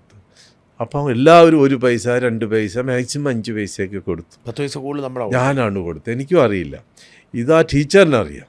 അന്ന് ടീച്ചർ പിറ്റേ ദിവസം തന്നെ ഒരു ടൈലർ, അന്ന് റെഡിമെയ്ഡ് ടൈലറൊക്കെ വിളിച്ച് അളവൊക്കെ എടുത്ത് ഒരു ദിവസം ഒരു പച്ച കളറിലുള്ളൊരു ഷർട്ട് തച്ച് ഇന്നും ആ മനസ്സിലിരിക്കുകയാണ് അയ്യപ്പൻ സന്തോഷിച്ച ദിവസം. അത് തന്നെ വിളിച്ച് ഓഫീസിൽ റൂമിൽ വിളിച്ച് ഷർട്ട് ഉടുപ്പിച്ച് അയ്യപ്പൻ ഇങ്ങനെ ഷർട്ടും ഇങ്ങനെ കൈ പിടിച്ച് ക്ലാസ്സിലൊരു ഇൻ്റർവ്യൂ ഉണ്ടായിരുന്നു. ഇങ്ങനെ നാണിച്ച് ഷർട്ടുമൊക്കെ ഇട്ട് കൊണ്ടുകൊടുത്തു. എൻ്റെ നാടാ അത് ഓർമ്മ. അത് ടീച്ചറിന് എൻ്റെ കൂടെ പറയണം മോനെ. അപ്പം എൻ്റെ കൂടെ അതൊന്ന് പോയിട്ട് എൻ്റെ കൈ പിടിച്ചിട്ട് പറഞ്ഞു, പിന്നെ കുട്ടിയെന്ന് വിളിക്കണം, കുട്ടി നിന്നെ എങ്ങനെയാ മറക്കുക, ഇങ്ങനെ ഒരു സാഹചര്യത്തിൽ മോനെ നീ അന്ന് 10 പൈസ എൻ്റെ എല്ലാ അച്ഛന്ന് തന്നതാണ്. പക്ഷെ എൻ്റെ നാടങ്ങനെ. അങ്ങനെ അയ്യപ്പൻ പിന്നെ നല്ലതായിട്ട് പഠിച്ചു ചെയ്തു. പിന്നെ ഇപ്പം ഇല്ല, അദ്ദേഹം വിട്ടുപോയി. ഒരു അടവുടിയിലായിരുന്നു. അവർക്ക് സ്വന്തമായിട്ടുള്ള സ്ഥലം എൻ്റെ അച്ഛൻ തന്നെയാണ് പതിച്ചൊക്കെ കൊടുക്കുക, അതൊക്കെ ചെയ്ത്. അതൊക്കെ നമ്മളെ അനുഭവം. അങ്ങനെയാണ് ചെങ്കൽ സ്വാമി എൻ്റെ സൈഡ്. ഇല്ല, ചെങ്കൽ സ്വാമി കഴിഞ്ഞതിന് ശേഷം സ്വാമി 10ാം ക്ലാസ്സിന് ശേഷം പൂജാ കാര്യങ്ങളൊക്കെ പഠിക്കാൻ പോയി. സ്വാമി ജനിച്ച വീട്ടിൽ തന്നെയാണ് ഈ പുറ്റ് വളർന്നു വരും. ഒരു ബെഡ്റൂം ഒരു ഇതുള്ളേ. അപ്പോൾ അതിൽ വരുമ്പോൾ ബാക്കി അവർ പള്ളിയിൽ പോകുന്നവരാ. പള്ളി പോകുമായിരുന്നു. ഇല്ല, സ്വാമി കൊച്ചിയിൽ ആഹാരം കൊടുക്കുന്ന സമയം, ആഹാരം കഴിക്കാൻ സമയത്ത് അവരെന്തൊരു ഫിഷ് മീനൊക്കെ കഴിക്കുന്ന ഒരു വായിൽ വെച്ച് തുപ്പിക്കളയുമായിരുന്നു. പിന്നെ വെറും ചോറ് കൊടുക്കുക. അപ്പോൾ ഈ ഇതിനകത്ത് പുറ്റ് തട്ടിക്കളഞ്ഞപ്പോൾ ഒരു ദിവസം സർപ്പം കണ്ടു, അവർ ഭയന്നു. പിന്നെ ഒരു ജോത്സ്യരെടുത്ത് പോയി. ഇപ്പം ജ്യോത്സ്യരുടെ അടുത്ത് പോയപ്പം ഈ വീട്ടിൻ്റെ സ്ഥിതിയും ഈ ജനിച്ച കുട്ടിയുടെ കാര്യവും സമയമൊക്കെ പറഞ്ഞ ജ്യോത്സ്യം പറഞ്ഞ് ഇത് സൂക്ഷിക്കണം, അവനെ ഉപദ്രവിക്കല്ലേ, അദ്ദേഹത്തിന് എന്ത് വേണം നിങ്ങൾ ചെയ്തു കൊടുക്കണം, അല്ലെങ്കിൽ നിങ്ങളെ വംശഹത്യയായിപ്പോൾ വംശം എന്ന് പറഞ്ഞപ്പോൾ പിന്നെ അവിടെ അല്ലെങ്കിൽ അവിടെ ഏരിയയെല്ലാം മുതൽ ക്രിസ്ത്യൻസൊക്കെയാണ്. അപ്പോൾ അവരൊന്നും ചെയ്തില്ല. അപ്പോൾ അദ്ദേഹത്തിന് എന്ത് വേണം അതേപോലെ ചെയ്തു. അദ്ദേഹം പൂജാ കാര്യങ്ങളൊക്കെ ചെയ്ത് പഠിച്ച് ക്ഷേത്രങ്ങളിലും പലയിടത്തൊക്കെ പൂജയൊക്കെ ചെയ്താണ് അവിടെ ക്ഷേത്രം ചെയ്ത്. ഇപ്പം ഞാൻ പിന്നീട് വന്നിട്ടുമ്പോൾ എല്ലാ ദിവസവും പിന്നീട് ഞാൻ ആ ക്ഷേത്രത്തിലും പോകുമായിരുന്നു. ഞാൻ ക്ഷേത്രത്തിൽ പോകുമായിരുന്നു. ആ ക്ഷേത്രം വലുതാക്കിയത് ഇല്ല, ക്ഷേത്രം അതിന് ശേഷം സ്വാമിക്ക് വലിയ ക്ഷേത്രം ചെയ്യണമെന്നൊരു പ്ലാനിങ് വന്നു. എന്നാൽ കഴിയുന്ന ഒരു കൊടിമരത്തിൻ്റെ അതിൻ്റെ പൈസയൊക്കെ നമ്മൾ ഹെൽപ്പ് ചെയ്തിരിക്കാം. പക്ഷേ എല്ലാ ദിവസങ്ങളിലൊക്കെ പോകുമായിരുന്നു. അദ്ദേഹം കല്ല് കൊണ്ടുവന്ന് ആൾക്കാരെ വെച്ച് പണി ചെയ്യിപ്പിച്ച് വലിയോട് ഹാർഡ് വർക്ക് ചെയ്ത് അതിന് ശേഷം ഒരു 111 അടിയിൽ ഇപ്പം ഗിന്നസ് ബുക്കിൽ പേര് വന്നു. അല്ല, അത് പറയാൻ അങ്ങ് ഇല്ല നമ്മളവരുടെ കൂടെ എൻ്റെ അകത്തുള്ള ആർട്ടിസ്റ്റും എല്ലാം നമ്മളുടെ അതൊക്കെ കൂടെയാണ് നമ്മളും കൂടെ നിന്ന് ചെയ്തു. അദ്ദേഹത്തിൻ്റെ തന്നെയാണ് പലരിൽ നിന്നൊക്കെ പൈസ മേടിച്ച് നമ്മളവിടുത്തെ ലോക്കൽ ആൾക്കാർ വെച്ചിട്ടാണ് അതൊക്കെ ചെയ്തതൊക്കെ. ഒരു വലിയ എഞ്ചിനീയർ ഒന്നുമില്ല, അതൊക്കെ സ്വാമിയിൽ സ്വയം തോന്നി. അത്ര വലിയ ശിവലിംഗം ലോകത്ത് കാണത്തില്ലായിരിക്കും അല്ലേ? ഇല്ല, അത്രയായിട്ടില്ല. അതാ അപ്പം അങ്ങനെ ഇതിപ്പം പല സ്ഥലങ്ങളിൽ എനിക്കറിയാം സ്വാമിക്ക് എന്താണ് ലക്ഷ്യം. ഞാൻ കുറച്ച് ആൾക്കാരെ കാണുമ്പോൾ നമുക്ക് മനസ്സിലാവും ഇദ്ദേഹം അങ്ങനെ സ്വാമിക്ക് ഒരു ലക്ഷ്യമുണ്ട്. അവിടെ നിന്ന് മെയിൻ റോഡിലേക്ക് ഒരു എൻട്രി ആവണം, അവിടെ വലിയൊരു അലങ്കാര ഗോപുരം ചെയ്യണം. അങ്ങനെ അവിടെ പാളയത്തിൽ ഞാൻ ചെയ്ത പോലെ പാളയം ഇതുപോലെ അങ്ങനെയൊക്കെ അറിയാമായിരിക്കും. മതസൗഹാർദ്ദം എന്നൊക്കെ പറയുകയാണെങ്കിൽ അത് ഞാനൊരു വാർത്തയും ചെയ്തിരുന്നു, വീഡിയോയും ചെയ്തു. ആണോ അറിയില്ല. മതസൗഹാർദ്ദം എന്നൊക്കെ പറയുമ്പോൾ ഞാൻ ഈ ശംഖുമോ ക്ഷേത്രം ചെയ്തതിന് ശേഷം എപ്പോഴും എൻ്റെ മനസ്സിൽ ഒരു വലിയ വേദനയാണ്. എല്ലാവരും പറയും മതസൗഹാർദ്ദത്തിൻ്റെ പേര് പാളയം എന്നാണ്. പക്ഷെ അവിടെ നോക്കുമ്പോൾ ഒരു ഗണപതി ക്ഷേത്രം ഇല്ല, ചെറുതായിട്ട്. അതും ഒരു പണിഷ്മെൻറ്റ് ക്ഷേത്രം ശംഖുമോ. ഇപ്പം പള്ളിയാണ് പാളയം ഇമാം, വലിയ പാളയം ചർച്ച്, അവിടുത്തെ ഫാദർ. പക്ഷേ ഈ ക്ഷേത്രം ഒരു പണിഷ്മെൻറ്റ് ക്ഷേത്രം. 90 സെൻറ്റ് ഉണ്ടായിരുന്നു, ഇപ്പോൾ 9 സെൻറ്റേ ഉള്ളൂ. ഈ പറഞ്ഞില്ലേ ക്ഷേത്രത്തിന്? യെസ്, അതെല്ലാം അതൊന്നും നമ്മൾ അതിൻ്റെ വിവാദത്തിനൊന്നും പോയില്ല. 9 സെൻറ്റേ ഉള്ളൂ, ബാക്കിയെല്ലാം കയ്യേറിപ്പോയി. പഴയ കയ്യേറിപ്പോയി. അതാണ് ക്ഷേത്രമായിരുന്നു ആദ്യം വന്നത്. അത് ഈ ഇവരുടെ തിരുവിതാംകൂർ മിലിറ്ററിയുടെ ആയിരുന്നു ആ ക്ഷേത്രം. അവരിൽ മിലിറ്ററിയിൽ ഈ ക്രിസ്ത്യൻസ് മുസ്ലിം വന്നപ്പോഴാണ് ഇവർക്ക് രണ്ടുപേർക്കും പ്രാർത്ഥിക്കാനും നിസ്കരിക്കാനും ഒക്കെ 2 സ്ഥലം വെച്ചു കൊടുത്തത്, അനുവദിച്ചത് അന്നത്തെ അത് ഷെഡ്. അതാണ് ഈ വളർന്ന് അത് രണ്ടും ഒത്തിരിയായി. പക്ഷേ ഈ ക്ഷേത്രം അതിൻ്റെ സ്ഥലങ്ങളുമായി ഓടിട്ട് തിരിച്ചായി ദേവസ്വം ഭരിച്ചുകൊണ്ടിരുന്നത്. ദേവസ്വത്തിൻ്റെ ആയിരുന്നു ക്ഷേത്രം. പിന്നെ അവിടെ അനന്തഗോപൻ എന്ന് പറഞ്ഞൊരു പ്രസിഡൻ്റാണ്, ദേവസ്വം പ്രസിഡന്റ്. അദ്ദേഹത്തിന് പോയി കണ്ടു. അദ്ദേഹം മറ്റേ പത്തനംതിട്ടക്കാരൻ ആയിരിക്കും, അഡ്വക്കേറ്റാണ്, CPM നേതാവാണ്. CPM ആണ്, ഭയങ്കരമാണ്. പക്ഷെ നല്ല വിശ്വാസിയാണ്. ഞാൻ എനിക്കറിയാം ആൾക്കാർ എങ്ങനെ കയ്യിലെടുക്കണം. ഞാൻ അദ്ദേഹത്തെ പോയിട്ട് സംസാരിച്ച് അങ്ങേക്ക് കിട്ടിയ ഒരു അവസരം ഇതല്ലേ. അദ്ദേഹത്തിന് മനസ്സിലായി ഇതൊരു അവഗണനയാണ്, എന്ത് ചെയ്യാൻ പറ്റും. പിന്നെ ഈ ശംഖുമോ ക്ഷേത്രം ചെയ്തുകൊണ്ട് എന്നിൽ വലിയ റെസ്പെക്റ്റുമാണ്. ഞാൻ വേറെ തിരിച്ച് പ്രതീക്ഷിച്ചൊന്നുമല്ല ചെയ്യണം. വരുമാനമൊക്കെ ശംഖുമോത്ത് ഒരുപാട് കൂടി. അതുകൊണ്ട് ആ പണിഷ്മെൻ്റ് അല്ല, ഇപ്പം അവിടുത്തെ പൂജാരിക്ക് റെക്കമെൻഡേഷനും ഡൊണേഷനൊക്കെ മേടിച്ചാൽ വരുന്നത്, അത് വേറെ കാര്യം. അപ്പം അതുകൊണ്ട് എന്നെ വിശ്വാസമുണ്ട്. അപ്പം ഇദ്ദേഹത്തിന് പിന്നെ വലിയ അതൊരു ഫീലായി. ഞാൻ ആ സംസാരിച്ചു വന്നപ്പോൾ അദ്ദേഹത്തിന് ഫീലായി. 2 ദിവസം കഴിഞ്ഞ് രാജശേഖരൻ ഒരു പ്ലാൻ തരുമോ എനിക്ക്, എന്താ ചെയ്യുക, എങ്ങനെ ചെയ്യുക, അല്ലാത്ത സ്ഥലമില്ലല്ലോ. ഞാൻ പറഞ്ഞു ആ സ്ഥലം ഞാൻ 9 സെൻറ്റിൽ ഞാൻ ചെയ്യാം സാർ, അതെങ്ങനെ ചെയ്യാം, 9 സെൻറ്റിൽ എങ്ങനെ എന്ത് ചെയ്യാമെന്നുള്ള ഒരു മാതൃക ക്ഷേത്രമാണ് ഞാൻ അവിടെ ചെയ്തത്. അങ്ങനെ ഒരു പ്ലാൻ വരച്ച് എൻ്റെ കയ്യിൽ ആൾറെഡി ഉണ്ടായിരുന്നു. എൻ്റെ മൈൻഡിൽ ഒന്നേ ഉള്ളൂ, എന്തെങ്കിലും എനിക്കിവിടെ ബോംബെ ലാൽബാഗ് രാജ ഗണപതി എന്ന് പറയുന്ന ബോംബെയിലെ ഏറ്റവും നല്ല ഗണപതിയാണ് നമ്മളെ ഗണേശോത്സവം. അപ്പോൾ ആ ഒരു ലാൽബാഗ് രാജൻ്റെ പാളയ രാജയായിട്ട് എനിക്കിവിടെ ഇരുത്തണം, എന്താ വഴിയെന്നുള്ള ഒറ്റ വിചാരം ഉണ്ടായിരുന്നു. നല്ല മൈൻഡിലൊക്കെ എൻ്റെ ഒരു പ്ലാനുണ്ട്. ആ സ്വിച്ചൊക്കെ വരച്ച് ഞാൻ കൊണ്ടുവന്ന് കൊടുത്തു. 2 ദിവസം കൊണ്ട് ബോർഡിൽ വെച്ചൊരു പാസ്സാക്കി. പിന്നെ അനന്തഗോപൻ സാർ എന്നെ കണ്ടിന്യൂസ് രാജശേഖരൻ എപ്പോഴാണ് തുടങ്ങി എൻ്റെ സമയം തീർക്കണമെന്നുള്ള ഭയങ്കര. അദ്ദേഹത്തിന് 3 വർഷം ഉണ്ടായിരുന്നു, പിന്നെ അത് 2 വർഷമായിട്ട് അത് ചെയ്യാൻ പറ്റും. അപ്പോൾ അദ്ദേഹം അങ്ങനെയാണ്. ഞാൻ അതിനെ മറച്ചു വെച്ചിട്ട് അവർ ദേവസ്വം ആരോടും പറയില്ല, ഇപ്പോൾ ചെയ്യുന്ന പ്രവൃത്തിയൊന്നും ആരോടും പറയില്ല.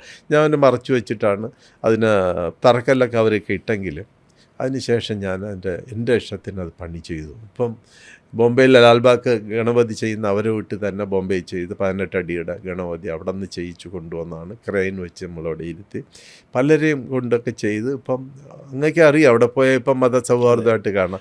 അന്ന് എതിർപ്പുണ്ട്. തൊട്ടടുത്ത പള്ളിക്കാരായിരുന്നു അന്ന് നമ്മൾ ചെങ്കോട്ട് വന്ന സ്വാമി അതിലേക്ക് വേണ്ടി പൈസ പിരിച്ചായിരുന്നു. ഈ ആൾക്കാരുടെ അമ്മമാരുടെ കാതിലും മൂക്കിലും ഒക്കെ കിടന്ന സ്വർണ്ണങ്ങളൊക്കെ കൊടുത്ത് 15 ലക്ഷത്തിൽ കൂടുതൽ അന്ന് 85-എന്തോ ആണ് പിരിച്ച് പൈസയൊക്കെ പിരിച്ച് പെർമിഷൻ കൊടുത്തില്ല. ദേവസ്വം സമ്മതിച്ചില്ല, പള്ളിക്കാർ എതിർത്തു. അത് പള്ളി മറയും, അത് ചെയ്യാൻ പാടില്ല. എനിക്കറിയില്ല ഇതൊന്നും, എനിക്കൊന്നും അറിയില്ല. പിന്നെ ഞാൻ ദൈവമായിട്ട് പോയി. ഞാൻ അവിടെ നിന്നിട്ട് എല്ലാം തൊട്ടടുത്ത് കട നടത്തുന്ന ഒരു മുസ്ലിം ബ്രദറാണ്. ഞാൻ അവിടെ പോയെന്ന് പറഞ്ഞ് എന്നെ കാണാൻ ഓടിയൊക്കെ വന്നു. അപ്പം ഞാൻ പറഞ്ഞു ഇതുപോലെ ഞാൻ അയ്യോ സാറേ ചെയ്യും, ഞാൻ കൂടെ ഹെൽപ്പ് ചെയ്യാം, അത് വളരുമ്പോൾ നമുക്ക് ബിസിനസ് കൂടെ കിട്ടുമെന്ന് പറഞ്ഞു. എന്നിട്ട് പള്ളിയുടെ എതിർപ്പുണ്ടായി എപ്പോഴും? ഒന്നുമില്ല. കറക്റ്റായിട്ട് പള്ളിയുടെ മതിൽ ഇതിൻ്റെ കൂടെ ഇരിക്കുന്നത്. ഞാൻ അതിനൊന്നും ക്വസ്റ്റ്യൻ ചെയ്യാനൊന്നും പോയില്ല. എനിക്കറിയാം നമുക്ക് നമ്മളെ കാര്യം നടത്തണം. നല്ല സ്ട്രോങ് ആയിട്ട് ചെയ്ത് 9 മാസം അവർ 9 മാസം നമുക്ക് തന്നത്. പക്ഷെ ഞാൻ 8 മാസം കൊണ്ട് തന്നെ ചെയ്തു. അവിടെ ഡേ ആൻഡ് നൈറ്റ് ട്രാഫിക്കുള്ള സ്ഥലത്തല്ലേ എത്രയോ ലോഡ് മണ്ണ് ചുടുകല്ലും ഇതൊക്കെ വന്നു. അതിനകത്തൂടെ മുകളിൽ വരെ പോകുന്ന രീതിയിൽ മാക്സിമം ചെയ്യാവുന്ന ഹൈറ്റിൽ ഇപ്പം പള്ളിക്ക് ഈക്വലായിട്ട് ചെയ്ത് ആദ്യമായിട്ടൊരു ഓം വെച്ച ക്ഷേത്രം അതാണ്. ദേവസ്വത്തിൻ്റെ അത് ദേവസ്വത്തിൽ ഇല്ലായിരുന്നു, ഞാൻ കൊടുത്ത പ്ലാനിലും ഇല്ലായിരുന്നു. പക്ഷെ അതിൻ്റെ മനസ്സിലുണ്ടായിരുന്നു. അത് ചെയ്യുന്ന കംപ്ലീറ്റ് ആവുന്ന 2 ദിവസം മുമ്പേ കൊണ്ടുവച്ചേ. അത് കംപ്ലീറ്റ് ആയ ശേഷം ഈ പറഞ്ഞ ഇമാമിനെയും വെച്ച് പള്ളിയിലെ ഫാദറും ദേവസ്വം കൂടെ എല്ലാവരും വെച്ചിട്ട് ഒരു വിഷു ദിവസം നാട്ടിന് സമർപ്പിച്ചു എന്നുള്ളതാണ്. അപ്പോൾ ഈ നാട്ടിന് സമർപ്പിക്കുന്ന സമയം ഇവർ തന്നെ പറഞ്ഞു, എതിർത്ത ഇമാംജി തന്നെ പറഞ്ഞു ഇപ്പോഴാണ് മതസൗഹാർദ്ദമായതെന്ന്. അത് കേട്ട് വളരെ സന്തോഷം തോന്നി. പിന്നെ ഞാൻ ആ സമർപ്പിക്കുന്ന സമയത്ത് എൻ്റെ ഓം കത്തിയപ്പോൾ അവർക്ക് ഒരു ഷോക്ക് പോലെ വന്നു. അത് ഞാൻ കണ്ടു. ഞാനത് കണ്ടു. ഓം കത്തിയപ്പം ഞാൻ ഈ നാട്ടിന് സമർപ്പിക്കുന്നു കണ്ടു. അപ്പോൾ ഇല്ല ലൈറ്റൊക്കെ ഇട്ടു. അപ്പം അത് ഭയങ്കര ഷോക്കായി. ഇപ്പം ദേവസ്വം പ്രസിഡൻറ്റിനും അറിയില്ലായിരുന്നു ഇത് ഇങ്ങനെയുള്ളത്. വെച്ചതിന് ശേഷം ഇളക്കാൻ പറ്റില്ലല്ലോ. ഇന്ന് എവിടെയെന്ന് കാണുമ്പോഴേ ഒരു ഇമ്പോസിബിൾ എന്നുള്ളൊരു പോസിബിൾ എങ്ങനെ ആക്കാമെന്നുള്ളതിനൊരു സൊല്യൂഷൻ എൻ്റെ ഉണ്ട് ലൈഫിൽ. അങ്ങനെ ഞാൻ ഈ പൊന്നറ ഞാൻ പറഞ്ഞാൽ ബോംബെയിൽ നിന്ന് ആദ്യം വന്ന് ഇറങ്ങുമ്പോൾ റെയിൽവേ സ്റ്റേഷനിൽ ഇറങ്ങുമ്പോൾ കണ്ട പൊന്നറ ശ്രീധരൻ പാർക്കാണ്. ആ പൊന്നറ ശ്രീധരൻ പാർക്ക് 25 വർഷം മുമ്പേ അങ്ങേക്ക് ഓർമ്മയുണ്ടോയെന്ന് അറിയില്ല. അതൊരു റൗണ്ട് അബൌട്ട് ലോകത്തിലെ എല്ലാ രാഷ്ട്രീയ പാർട്ടിയുടെ കൂടിയും എല്ലാ പ്രതിഷേധ ഫ്ലെക്സുകളും എല്ലാവരും 1ഉം 2ഉം ഒക്കെ ചെയ്യുന്ന അവിടെയാണ്. വേസ്റ്റ് എല്ലാം കൊണ്ടിടും. ഒരു വലിയ കുഴി പോലെയാണ്. പൊന്നറ ശ്രീധരൻ എന്ന അന്നത്തെ മഹാൻ വ്യക്തിയുടെ പ്രതിമ അവിടെ താഴെ കിടക്കുകയായിരുന്നു, പൊട്ടിപ്പോയി. അതിനകത്ത് 4 ഫാമിലിയും താമസിക്കുന്നു. 4 ഫാമിലിയും താമസിക്കുന്നു. ഭയങ്കര അതിലെ പോകുമ്പോൾ ആളുകൾ മൂക്ക് കൊത്തിയാണ് പോകുന്നത്. ഇപ്പുറത്തെ ബസ് സ്റ്റാൻഡ് നമ്മൾ റെയിൽവേ സ്റ്റേഷൻ അന്ന് ആദ്യമായിട്ട് വന്നിറങ്ങുമ്പോൾ മൈൻഡിൽ വന്നതാണ് അയ്യോ ബോംബെയിൽ നിന്ന് ഞാൻ വന്നു. ഇന്ന് കേരളമാണ് എൻ്റെ ജീവിതത്തിൽ ഇന്ന് എൻ്റെ കേരളമാണ് ലോകത്തിലെ ഏറ്റവും ഭംഗിയുള്ള സ്ഥലം എന്നുള്ളതാണ്. അതിൽ പ്രത്യേകിച്ച് ജനിച്ച സ്ഥലവും ചെങ്കലും നെയ്യാറ്റിൻകരയൊക്കെ ആണ് ഏറ്റവും ഭംഗിയും ഒരുപാട് ചെയ്യാൻ പറ്റുന്ന. അങ്ങനെ പൊന്നറ ശ്രീധരൻ പാർക്ക് ഞാൻ ഈ ഹോട്ടൽ തുടങ്ങുന്നതിന് മുമ്പേ തന്നെ അന്നത്തെ കോർപ്പറേറ്റർ നമ്മളെ ചന്ദ്രിക മാഡം കമ്മ്യൂണിസ്റ്റിൻ്റെ ആയിരുന്നെങ്കിൽ ഭയങ്കര സപ്പോർട്ടീവായിരുന്നു. ഞാൻ അവരോട് പറഞ്ഞു ഈ പാർക്ക് ഇങ്ങനെയുണ്ടല്ലോ മാഡം ഒന്നും ചെയ്തിട്ട് അത് നമുക്കതിന് ഫണ്ടില്ല, ഫണ്ട് വരുമ്പോൾ നോക്കുമ്പോൾ എന്നോട് ഞാൻ കേട്ട് ഞാനെടുത്ത് ചെയ്യട്ടെ. അപ്പോൾ രാജശേഖരനെ ചെയ്യാം. എന്നോട് പറഞ്ഞു രാജശേഖരൻ ഹോട്ടലിൻ്റെ പബ്ലിസിറ്റി ഒന്നും ചെയ്യാൻ പറ്റില്ല. ഞാൻ അവരോട് കേട്ട് എനിക്ക് പബ്ലിസിറ്റി ഒന്നും വേണ്ട, നിങ്ങൾ ഒരു പെർമിഷൻ തന്നെ ഇവിടെ ഈ ഒരു രാഷ്ട്രീയ പാർട്ടിയുടെ ഫ്ലാഗോ ഫ്ലക്സോ പ്രതിഷേധ പോസ്റ്ററുകളോ ഒന്നും വയ്ക്കാൻ അനുവദനീയമല്ല എന്ന് പറഞ്ഞു. അതവർ തന്നു. ഞാൻ വലിയൊരു ബോർഡുണ്ടാക്കി. എന്നിട്ട് അവിടെ സെക്യൂരിറ്റി വെച്ച് അങ്ങേക്ക് പോലും അറിയില്ല 20 വർഷം ഞാൻ അവിടെ സെക്യൂരിറ്റി വെച്ചിട്ടാണ് ഞാൻ മെയിൻറ്റെയിൻ. 6 മാസം രാത്രി വന്നിട്ട് ഞാൻ കൂടെ നിന്നാണ് മണ്ണ് ഫില്ല് ചെയ്തത്. ഈ 4 ഫാമിലിയെ മാറ്റാൻ ഓരോരുത്തർക്കും 10,000 രൂപ കൊടുത്തിട്ടാണ് മാറ്റിയത്. ഞാൻ ആ ആൾക്കാരെ മാറ്റാൻ വേണ്ടി പറഞ്ഞപ്പോൾ അവിടുത്തെ ലോക്കലും യൂണിയൻകാരൊക്കെ വന്ന് അവർക്ക് ജീവിക്കണ്ടേ. ഞാൻ പറഞ്ഞു ഇതാണോ ജീവിക്കേണ്ടത്, ഈ വികസന മാറ്റത്തിൻ്റെ കാര്യം. പക്ഷേ എനിക്ക് ചെയ്തല്ലേ പറ്റുള്ളൂ. അവരുടെ ഒന്നും വഴക്കിനൊന്നും പോയില്ല. അവർക്ക് 10,000 രൂപ വെച്ച് ഞാൻ കൊടുത്ത് 4 ഫാമിലിയെ മാറ്റിയിട്ടാണ് അവിടെ മണ്ണ് ഫില്ല് ചെയ്തത്. എന്നിട്ട് മുംബൈയിൽ എൻ്റെ ആർക്കിടെക്റ്റിനെ കൊണ്ടുവന്നിട്ടൊക്കെയാണ് എൻ്റെ ഡിസൈൻ ചെയ്ത് കാസ്റ്റ് ആൻഡ് ലൈറ്റും ഒക്കെ വെച്ച് ഭംഗിയായി. അതിൽ കാണുമ്പോൾ ഉള്ള സന്തോഷം എൻ്റെ കൂടെ കേട്ട് എൻ്റെ കൂടെ മേഡം കേട്ട് രാജശേഖരൻ അവിടെ നിന്ന് എന്താ കിട്ടുക. ഞാൻ പറഞ്ഞു ഒന്നും കിട്ടില്ല മാഡം, എൻ്റെ നാടാണ്, റെയിൽവേ സ്റ്റേഷനിൽ നിന്ന് ഇറങ്ങുമ്പോൾ കാണുന്നതാണ്. അതിൽ കേട്ടുമ്പോൾ എനിക്കൊരു സന്തോഷം.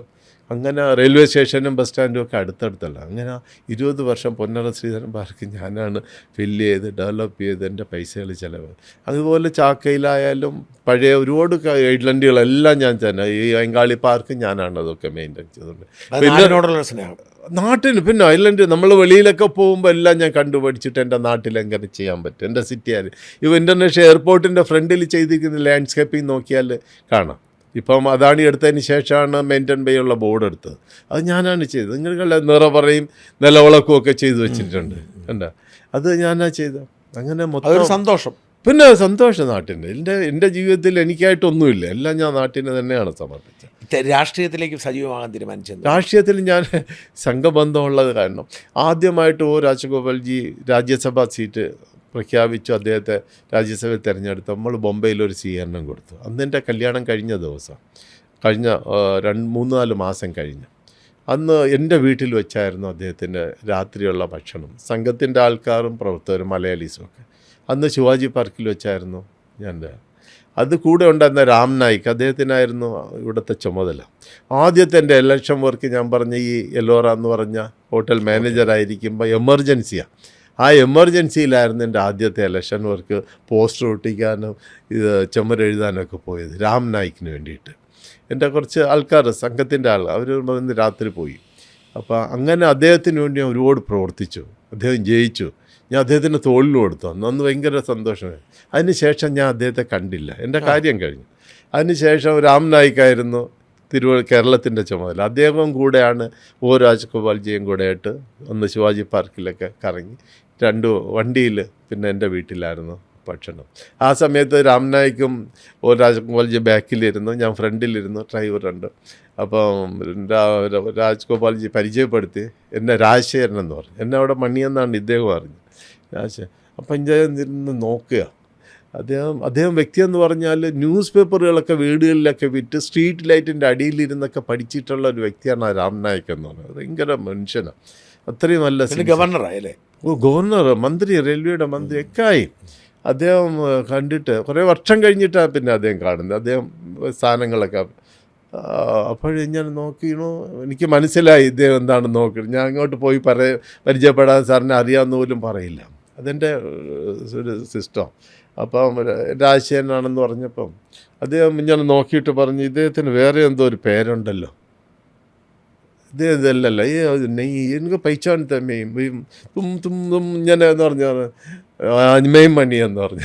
അത് നല്ല രസമുണ്ടായിരുന്നു. അത് ഇങ്ങനെ പറഞ്ഞു മെയിൻ മണി മണി എന്നോട് പറഞ്ഞത് കിതർദാ ഇത്തന സാൽ സരെ കിതർച്ച बोला साहब मेरा काम हो गया था, आपको जीताना हमारा काम है. അദ്ദേഹത്തെ ജയിപ്പിക്കുക എന്നുള്ള എൻ്റെ പണിയല്ലേ നമ്മൾ ചെയ്തത്. उसके बाद में आपसे कुछ लेना देना तो ही नहीं इधर ही. അന്നുമാണ് ആദ്യമായിട്ട് ഇലക്ഷൻ.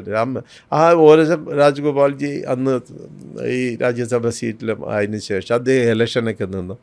ആ ഇലക്ഷനിലെല്ലാം ഞാനാണ് എൻ്റെ വണ്ടിയും ഡ്രൈവറും പെട്രോളും പൈസയും ചിലവാക്കി അദ്ദേഹത്തിൻ്റെ കൂടെ എല്ലാം പ്രവർത്തിക്കും. ഞാൻ ബോംബെയിൽ നിന്ന് വന്നിട്ട് ആർക്കും അറിയില്ല, എല്ലാവരും കൂടെ നമ്മൾ ബാക്കിൽ നിന്ന് പ്രവർത്തിക്കും. അദ്ദേഹത്തിൻ്റെ എല്ലാ ഇലക്ഷനും ഒരു MLA ആവുന്നത് വരെ ഞാനാണ് അദ്ദേഹത്തിൻ്റെ കൂടെയൊക്കെ പ്രവർത്തിച്ചത്. ലക്ഷ്യമാണ് നാട്ടിനൊന്ന് മാറ്റം വരുന്നത്. അങ്ങനെ ആകുമ്പോഴാണ് കഴിഞ്ഞ പ്രാവശ്യം ഇലക്ഷൻ സമയത്ത് നമ്മളെ കെ സുരേന്ദ്രൻ പ്രസിഡൻ്റായിരിക്കുമ്പം പെട്ടെന്ന് ഒരു ദിവസം കാണണമെന്ന് വിളിച്ച് ഞാൻ പോയപ്പം ചേട്ടൻ നെയ്യാറ്റിൻകര ഇലക്ഷന് കാൻഡിഡേറ്റാണ്. ഞാൻ പറഞ്ഞു എനിക്കൊരു പ്ലാനിങ്ങിൽ. അതിന് മുമ്പേയൊക്കെ പറഞ്ഞപ്പോൾ ഞാൻ അവോയ്ഡ് ചെയ്തു. അയ്യോ അങ്ങനെ ഇല്ലല്ലോ, വേറെ ഒന്നുമില്ല. ഞാൻ മനസ്സിലായി പ്രോബ്ലം. ഞാൻ പ്രോബ്ലത്തിനൊന്നും ഫേസ് ചെയ്യുന്നില്ല. ആദ്യമായിട്ട് ഞാനൊരു ബിസിനസ് മാനെന്ന് പറഞ്ഞ് കേരളത്തിൽ വന്ന് എല്ലാവരോടും ഞാൻ തുറന്ന് പറയാണ്, ഞാൻ ഹിന്ദുവാണ്, സനാതനിയാണ്, RSS ആണ് എന്നൊക്കെ ഞാൻ തുറന്ന് പറയുന്ന ഒരു വ്യക്തിയാണ്. എനിക്കാരും ഭയമില്ല, കാരണം ഞാൻ തെറ്റൊന്നും ചെയ്തിട്ടില്ല, അത് തെറ്റുമല്ല. അപ്പോൾ അതുകൊണ്ട് എനിക്ക് അതിനും ഫേസ് ചെയ്യുന്നല്ലോ. ഒരുപാട് പേര് എനിക്ക് പ്രോബ്ലം തന്നിട്ടുണ്ടെങ്കിലും ഞാനത് വെളിയിൽ ആരോടും പറഞ്ഞിട്ടില്ല. അതൊക്കെ ഞാൻ ഫേസ് ചെയ്തിട്ടുണ്ട്. അപ്പോൾ ഇതിങ്ങനെ പറഞ്ഞപ്പോൾ പിന്നെ വേറെ ചോയ്സ് ഇല്ല. അങ്ങനെയായിരുന്നു ആദ്യം നേരിട്ട്. അവിടെ വോട്ട് കൂട്ടാൻ പറ്റിയ ഡബിൾ വോട്ട് കിട്ടി. 2016 കിട്ടിയ 20 ദിവസം കൊണ്ട് ഒരുപാട് മാറ്റങ്ങൾ. പല സ്ഥലങ്ങളിലും ക്രിസ്ത്യൻ ഏരിയയിലൊക്കെ പോയിട്ട് കൂടുതൽ എൻ്റെ ഉള്ളിൽ വർക്ക് ചെയ്തത് എൻ്റെ സ്കൂളിലെ ടീച്ചേഴ്സ്, എൻ്റെ സ്കൂളിലെ സ്റ്റുഡൻസുകൾ പോലും വർക്ക് ചെയ്തു. നമുക്ക് ചുട്ടിയല്ല അതുകൊണ്ട് നിങ്ങൾ ഇന്ത്യയാണേ വോട്ട് ചെയ്യണേ എന്നൊക്കെ പറഞ്ഞ് എനിക്ക് വീടുകളൊക്കെ ഇത്തവണ പോയിട്ടുണ്ട്. വീണ്ടും മത്സരിക്കാൻ തീരുമാനിച്ചു. വീണ്ടും മത്സരിക്കാൻ തയ്യാറായിട്ട് അങ്ങനെയില്ല. പിന്നെ ഒരു സിസ്റ്റമൊക്കെ നോക്കിയപ്പം ഇവിടുത്തെ പോലെ ഇപ്പം നമ്മൾ രാജീവ് ചന്ദ്രശേഖർ വന്നതിന് ശേഷം എനിക്ക് വലിയൊരു ഉത്തരവാദിത്വമുണ്ട് നമുക്ക്. ഇപ്പം നല്ല സിസ്റ്റം നോക്കാം. അപ്പം അദ്ദേഹം പറഞ്ഞപ്പം ഞാൻ പറഞ്ഞു തീർച്ചയായിട്ടും നോക്കി ഇലക്ഷൻ. എൻ്റെ ഇഷ്ടം കുറച്ചുകൂടെ തിരുവനന്തപുരമായിരുന്നു. എനിക്ക് തിരുവനന്തപുരത്തിന് കുറേ കൂടെ മാറ്റണമെന്നുണ്ട്. മാറ്റേണ്ടത് ഐശ്വര്യ. അപ്പോൾ എനിക്കവിടെ ശംഖുമുഖത്തായാലും പാളയം എൻ്റേതായിട്ടുള്ള കുറേ കാര്യങ്ങളൊക്കെ ചെയ്യുക, അത് ലൈവായിട്ടൊക്കെ അതേപോലെ കുറേ കാര്യങ്ങളൊക്കെ ചെയ്യണം. അങ്ങനെ കേട്ടാ. അപ്പോൾ അവർ സർവേ ചെയ്യിച്ചു. അപ്പോൾ സർവേ ചെയ്യിച്ചപ്പം ഒരുപാട് സർവേ ആണ്, സ്റ്റേറ്റിൻ്റെയും സെൻട്രലിൻ്റെയൊക്കെ സർവേ ഒക്കെ ചെയ്ത് നെയ്യാറ്റിൻകര സർവേ ചെയ്തപ്പോൾ എല്ലാവരുടെയും അഭിപ്രായ ഒപ്പീനിയൻ ഒന്നേ ഉള്ളൂ, ഇവിടെ രാജശേഖരൻ. വെള്ള ചുമരുകളൊക്കെ എഴുതി വെച്ച് ലോട്ടസും വെച്ചിട്ട് പക്ഷേ പേരെഴുതാതെ വെച്ചിരുന്നു ലാസ്റ്റ് വരെ. അങ്ങനെയാണ് അവർ പിന്നെ ഇത് പറഞ്ഞത്. എന്താ ഇപ്പോൾ പ്രചരണം എവിടം വരെയായി? പ്രചരണം എന്ന് പറയുമ്പോൾ ഫുൾ സിമ്മിലായിട്ടില്ല, പക്ഷേ എവിടെ പോയാലും വലിയൊരു പോസിറ്റീവാണ്. എല്ലാവർക്കും ഒരു മാറ്റം വന്നു. പടുള്ള ഒരു 10 വർഷം ഒരു MLA ആയിട്ടുള്ള ഒരാളാണ് ഇപ്പം മൂന്നാമതും വരാൻ പോകുന്നത്. 10 വർഷം കൊണ്ട് ഒന്നും ചെയ്തില്ല. ആ ബാലരാമത്തിനപ്പുറത്തെ റോഡ് തന്നെ അറിയില്ല. അവരൊക്കെ കഴിവുണ്ടെങ്കിൽ ചെയ്യാം. ഒരുപാട് കണക്റ്റിംഗ് റോഡുകളുണ്ട്, ഒന്നും ചെയ്തില്ല. പൈപ്പ് വെള്ളത്തിനും സെൻട്രൽ ഗവൺമെൻറ് സ്കീമിൽ വെട്ടിക്കുഴിച്ച് പൈപ്പ് ഇട്ടു, അതിന് ലെവൽ ചെയ്തിട്ട് ഒരു ടാറിങ് പോലും ചെയ്തില്ല. ഞാൻ എൻ്റെ നാട്ടിലൊരു ക്ഷേത്രം ചെയ്തായിരുന്നു. ഏറ്റവും കുറേ ക്ഷേത്രങ്ങൾ ചെയ്തതിന് ശേഷം ലാസ്റ്റിലെ ക്ഷേത്രം ഞാൻ കൊച്ചിയിൽ സംഘത്തിലെ സ്വയംസേനം മുഖ്യക്ഷൊക്കെ ആയിരുന്ന സമയത്താണ് ഈ നാടു. ആ മുഖ്യക്ഷൊക്കെ ആയിരുന്ന ആ ക്ഷേത്രം അത് ട്രസ്റ്റൊക്കെ ആക്കി കുറേ എക്സ്ട്രാ സ്ഥലമൊക്കെ മേടിച്ച് നല്ലൊരു ശ്രീകോവിൽ ചെയ്തതിന് ശേഷം അത് ഗവർണറെ കൊണ്ടുമാണ് സമർപ്പിക്കേണ്ടത്. അപ്പം ഗവർണറിനെ വിളിച്ചു. എൻ്റെ വീട്ടിലേക്ക് പോകേണ്ട വഴിയും റോഡും ഇദ്ദേഹത്തിൻ്റെ കൂടെ പറഞ്ഞു, നിങ്ങൾ MLA അല്ലേ, ഒന്ന് ടെമ്പററി ഒന്ന് ടാറിങ് ചെയ്തൊന്ന് റിപ്പയർ ചെയ്തില്ലായിരുന്നു. ഇദ്ദേഹത്തിൻ്റെയും പേരും ഉണ്ട്, അദ്ദേഹത്തിൻ്റെയും പേര് വെച്ച് ഞാൻ ഉള്ളിൽ വിചാരിച്ചു ഇത് വേറെ വല്ല വിശ്വാസത്തിൻ്റെ ഒരു ഭാഗമാണ്, അവിടെ ഒരു ഗവർണർ വരണമെന്ന് പറഞ്ഞ് അവർ ഓടിയൊക്കെ ചെയ്യും. പക്ഷേ ഒരു എന്തോന്നുള്ള രീതി അങ്ങനെ അപമാനമായി. പിന്നെ 3 ദിവസം മുമ്പ് ഞാൻ ഡേ നൈറ്റ് എനിക്ക് ചെയ്യാൻ പറ്റും, എന്നെ ആൾക്കാർ വെച്ചിട്ട് ഓടച്ച് സ്ലാബൊക്കെ അടിച്ച് ഞാൻ ക്ലിയർ ചെയ്തു. മനനീയ നമ്മളെ ആദ്യത്തെ ഫംഗ്ഷനായിരുന്നു നമ്മളെ ഗവർണർ ആ ക്ഷേത്രം നാട്ടിന് സമർപ്പണമൊക്കെ. അപ്പോൾ ഇങ്ങനെ ചെയ്യാത്തൊരാൾ വീണ്ടും ഇങ്ങനെ ജാതിയും മതവും പറഞ്ഞിട്ട് മാത്രം ഇലക്ഷന് നിൽക്കുമ്പോൾ ഈ നാട്ടിന് പ്രയോജനം ഇല്ല എന്നുള്ളത്. ഞാൻ 30 വർഷം കഴിഞ്ഞാണ് എൻ്റെ നാട്ടിൽ കൃഷി ചെയ്തത്. അവിടെ എല്ലാം റബ്ബർ വയ്ക്കാനാണ് ഇനി ബാക്കി, വയലിൽ കൃഷി സ്ഥലങ്ങളിൽ ബാക്കി എല്ലാം വെച്ച് ആർക്കും എന്ത് ചെയ്യണമെന്ന് അറിയില്ല. കുളങ്ങളിൽ നിന്ന് വെള്ളമില്ല, അതെല്ലാം മണ്ണും പായലുമായിട്ട് കിടക്കും. ഒരുപാട് സെൻട്രൽ ഗവൺമെൻറ് സ്കീമുണ്ട്, ഇവരൊന്നും കൊണ്ടുവരാൻ തയ്യാറല്ല.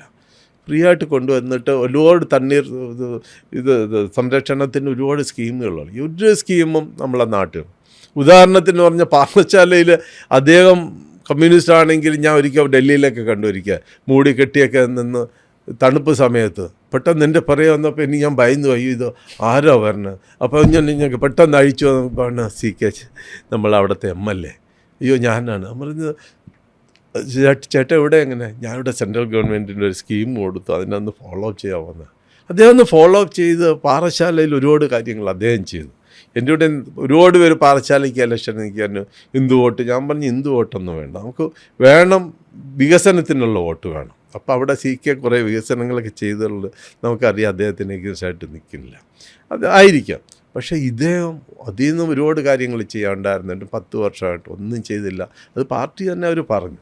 പിന്നെ വന്നുള്ളതെന്ന് ശക്തൻ നാടാരെന്ന് പറഞ്ഞു. അദ്ദേഹം ഒരിക്കൽ ഞാൻ നാടാരാണ് എങ്ങനെയാണ് മറ്റേ ഇദ്ദേഹം വിളിക്കില്ലേ നമ്മളൊരു മുസ്ലിം ലീഗിലെ കാൻഡിഡേറ്റ്, ഞാൻ മതമാണ്, അതേപോലെ ഞാൻ നാടാരാണെന്ന് വിളിച്ച ആളാണ് അദ്ദേഹം. ജാതി അപ്പം 54 വയസ്സായി നടക്കാൻ പോലും. അത് യങ്സ്റ്റേഴ്സൊക്കെ ഉണ്ടാകുന്നിട്ടും അദ്ദേഹത്തിനാണ് കാൻഡിഡേറ്റ്. തീരെ വയ്യായിരുന്നു അദ്ദേഹത്തിനാണ്. വേറെ ആൾക്കാരൊക്കെ ഉണ്ട്. ഇവരെന്താ നാട്ടിന് ചെയ്യാൻ പോകുന്നത് അങ്ങ് പറയാം. നമ്മളെ നാട്ടുകാർ ഇതൊക്കെ സഹിക്കണോ? പക്ഷേ ഈ നേരങ്ങനെയൊക്കെ ഈ നാടാർ രാഷ്ട്രീയം ശക്തമല്ലേ, അവർ അങ്ങനല്ലേ വോട്ട് വരത്തുള്ളൂ സാധാരണ. അതങ്ങനെ തെറ്റായിരിക്കും. അവിടെ ഒരു 50% താഴെ ഉള്ളൂ, അവർ മാക്സിമം 50% താഴെ ഉള്ളൂ. ഇപ്പോൾ ഈ 2 പേരൊക്കെ നിൽക്കുക എന്ന് പറയുമ്പോൾ ഞാൻ ഇടയ്ക്ക് ഇദ്ദേഹത്തെ ഞാൻ NSSൻ്റെ ഒരു പുഷ്പാർച്ചന ദിവസം കണ്ടപ്പം ശക്തൻ നാടാർ നല്ല ഫ്രണ്ടാണ്. അദ്ദേഹം പറഞ്ഞു, ഞാൻ കേട്ടു നേരത്തെങ്കിലും സനലാണ് ഇവിടെ ഇല്ല ഇവിടെ നാടാരാണ് മെജോറിറ്റി, 1,00,000 കൂടുതലുണ്ട്, അപ്പോൾ ഇവിടെ നാടാർ എന്നാലേ ജയിക്കുള്ളൂ. അദ്ദേഹം പറഞ്ഞു, ഞാൻ കേട്ടു അങ്ങൊരു കോൺഗ്രസ് മതസൗഹാർദ്ദം എന്നൊക്കെ പറയുന്നു, BJP ആണ് അങ്ങ് ഇങ്ങനെ ജാതിയും കൂടെ ഒക്കെ പറയുന്നു. ഇത് യാഥാർത്ഥ്യമാണ്. അപ്പോൾ അതൊക്കെയാണ് ഉള്ളിലിരിപ്പ്. ഇപ്പോൾ ഇവരെന്ന് നാട്ടിന് എന്താ നന്നാക്കി, ഇവരെന്തെങ്കിലും സെൻട്രൽ ഗവൺമെൻറ് സ്കീം കൊണ്ട് നടപ്പിലാക്കാൻ പറ്റും? ഞാൻ ഒന്നുമില്ലാതെ സെൽഫായിട്ടാണ് ഈ നാട്ടിന് വേണ്ടി ഇത്രയൊക്കെ ഞാൻ ചെയ്ത, എനിക്കൊന്നും തിരിച്ചു കിട്ടാം. അപ്പം എൻ്റെ നാട്ടിന് എനിക്ക് എന്തെങ്കിലും ചെയ്യണം. അപ്പം ഇങ്ങനെ കുറേ പദ്ധതികൾ കൊണ്ടുവരാനാണ് പ്ലാൻ. 100%. എൻ്റെ സ്കൂളിൽ തന്നെ അതിനെ ഒരു യൂണിവേഴ്സിറ്റി ആക്കണം. ഞാനത് ചെയ്യും. അപ്പം കാറ്ററിംഗ് കോളേജ് ഞാൻ ഓൾറെഡി ചെയ്തു. +2 കഴിഞ്ഞ കുട്ടികൾക്ക് ജോബ് കൊടുക്കണം. +2 കഴിഞ്ഞാൽ ഇവിടെ ഫ്യൂച്ചർ എഡ്യൂക്കേഷൻ വേണം. +2 കഴിഞ്ഞതിന് ശേഷം കുട്ടികൾ ഈ നാട്ടിൽ തന്നെ ജീവിക്കണം. കാരണം ഞാൻ വേർപാട്, മക്കൾ വേർപാട്, ഭാര്യ ഭർത്താവ്, ആരെങ്കിലും ഒരു കുടുംബത്തിലൊരു വേർപാടെന്ന് പറയുന്നത് ആ കുടുംബത്തിലെ ദുഃഖം അത് അനുഭവിച്ച ഒരു വ്യക്തിയാണ്. അതുകൊണ്ട് ഇവിടെ എനിക്ക് ജോബ് കൊടുക്കുക. അതുകൊണ്ടാണ് ഞാൻ ബോംബെയിൽ നിന്ന് വന്നിട്ട് മാക്സിമം ഇവിടെ ജോബ് ഓപ്പർച്യൂണിറ്റി. ഇപ്പോൾ 2000 കൂടുതൽ ആൾക്കാർക്ക് ഞാൻ ഇവിടെ തൊഴിൽ കൊടുത്തിട്ടുണ്ട്. എൻ്റെ സ്കൂളിൽ തന്നെ ഇപ്പം 300 വരെ സ്റ്റാഫുണ്ട്. അതിന് ഞാൻ ഇപ്പം കുറേ സ്ഥലങ്ങളൊക്കെ മേടിച്ചിട്ട് അതിനായിട്ട് യൂണിവേഴ്സിറ്റിയാണ്. അതിൻ്റെ പ്രവർത്തനങ്ങളാണ്. ഞാനൊരു ജെയിൻ യൂണിവേഴ്സിറ്റിയുമായിട്ട് അഫിലിയേഷൻ എടുത്ത് ടൈപ്പ് ചെയ്ത് ഇപ്പം catering college with degree already ഇപ്പം ഞാൻ സ്റ്റാർട്ട് ചെയ്തിട്ടുണ്ട്. അപ്പം അവിടെ വന്നിട്ട് എല്ലാം മാക്സിമം ജർമ്മൻ ലാംഗ്വേജ് വിത്ത് നഴ്സിംഗ് കോളേജും.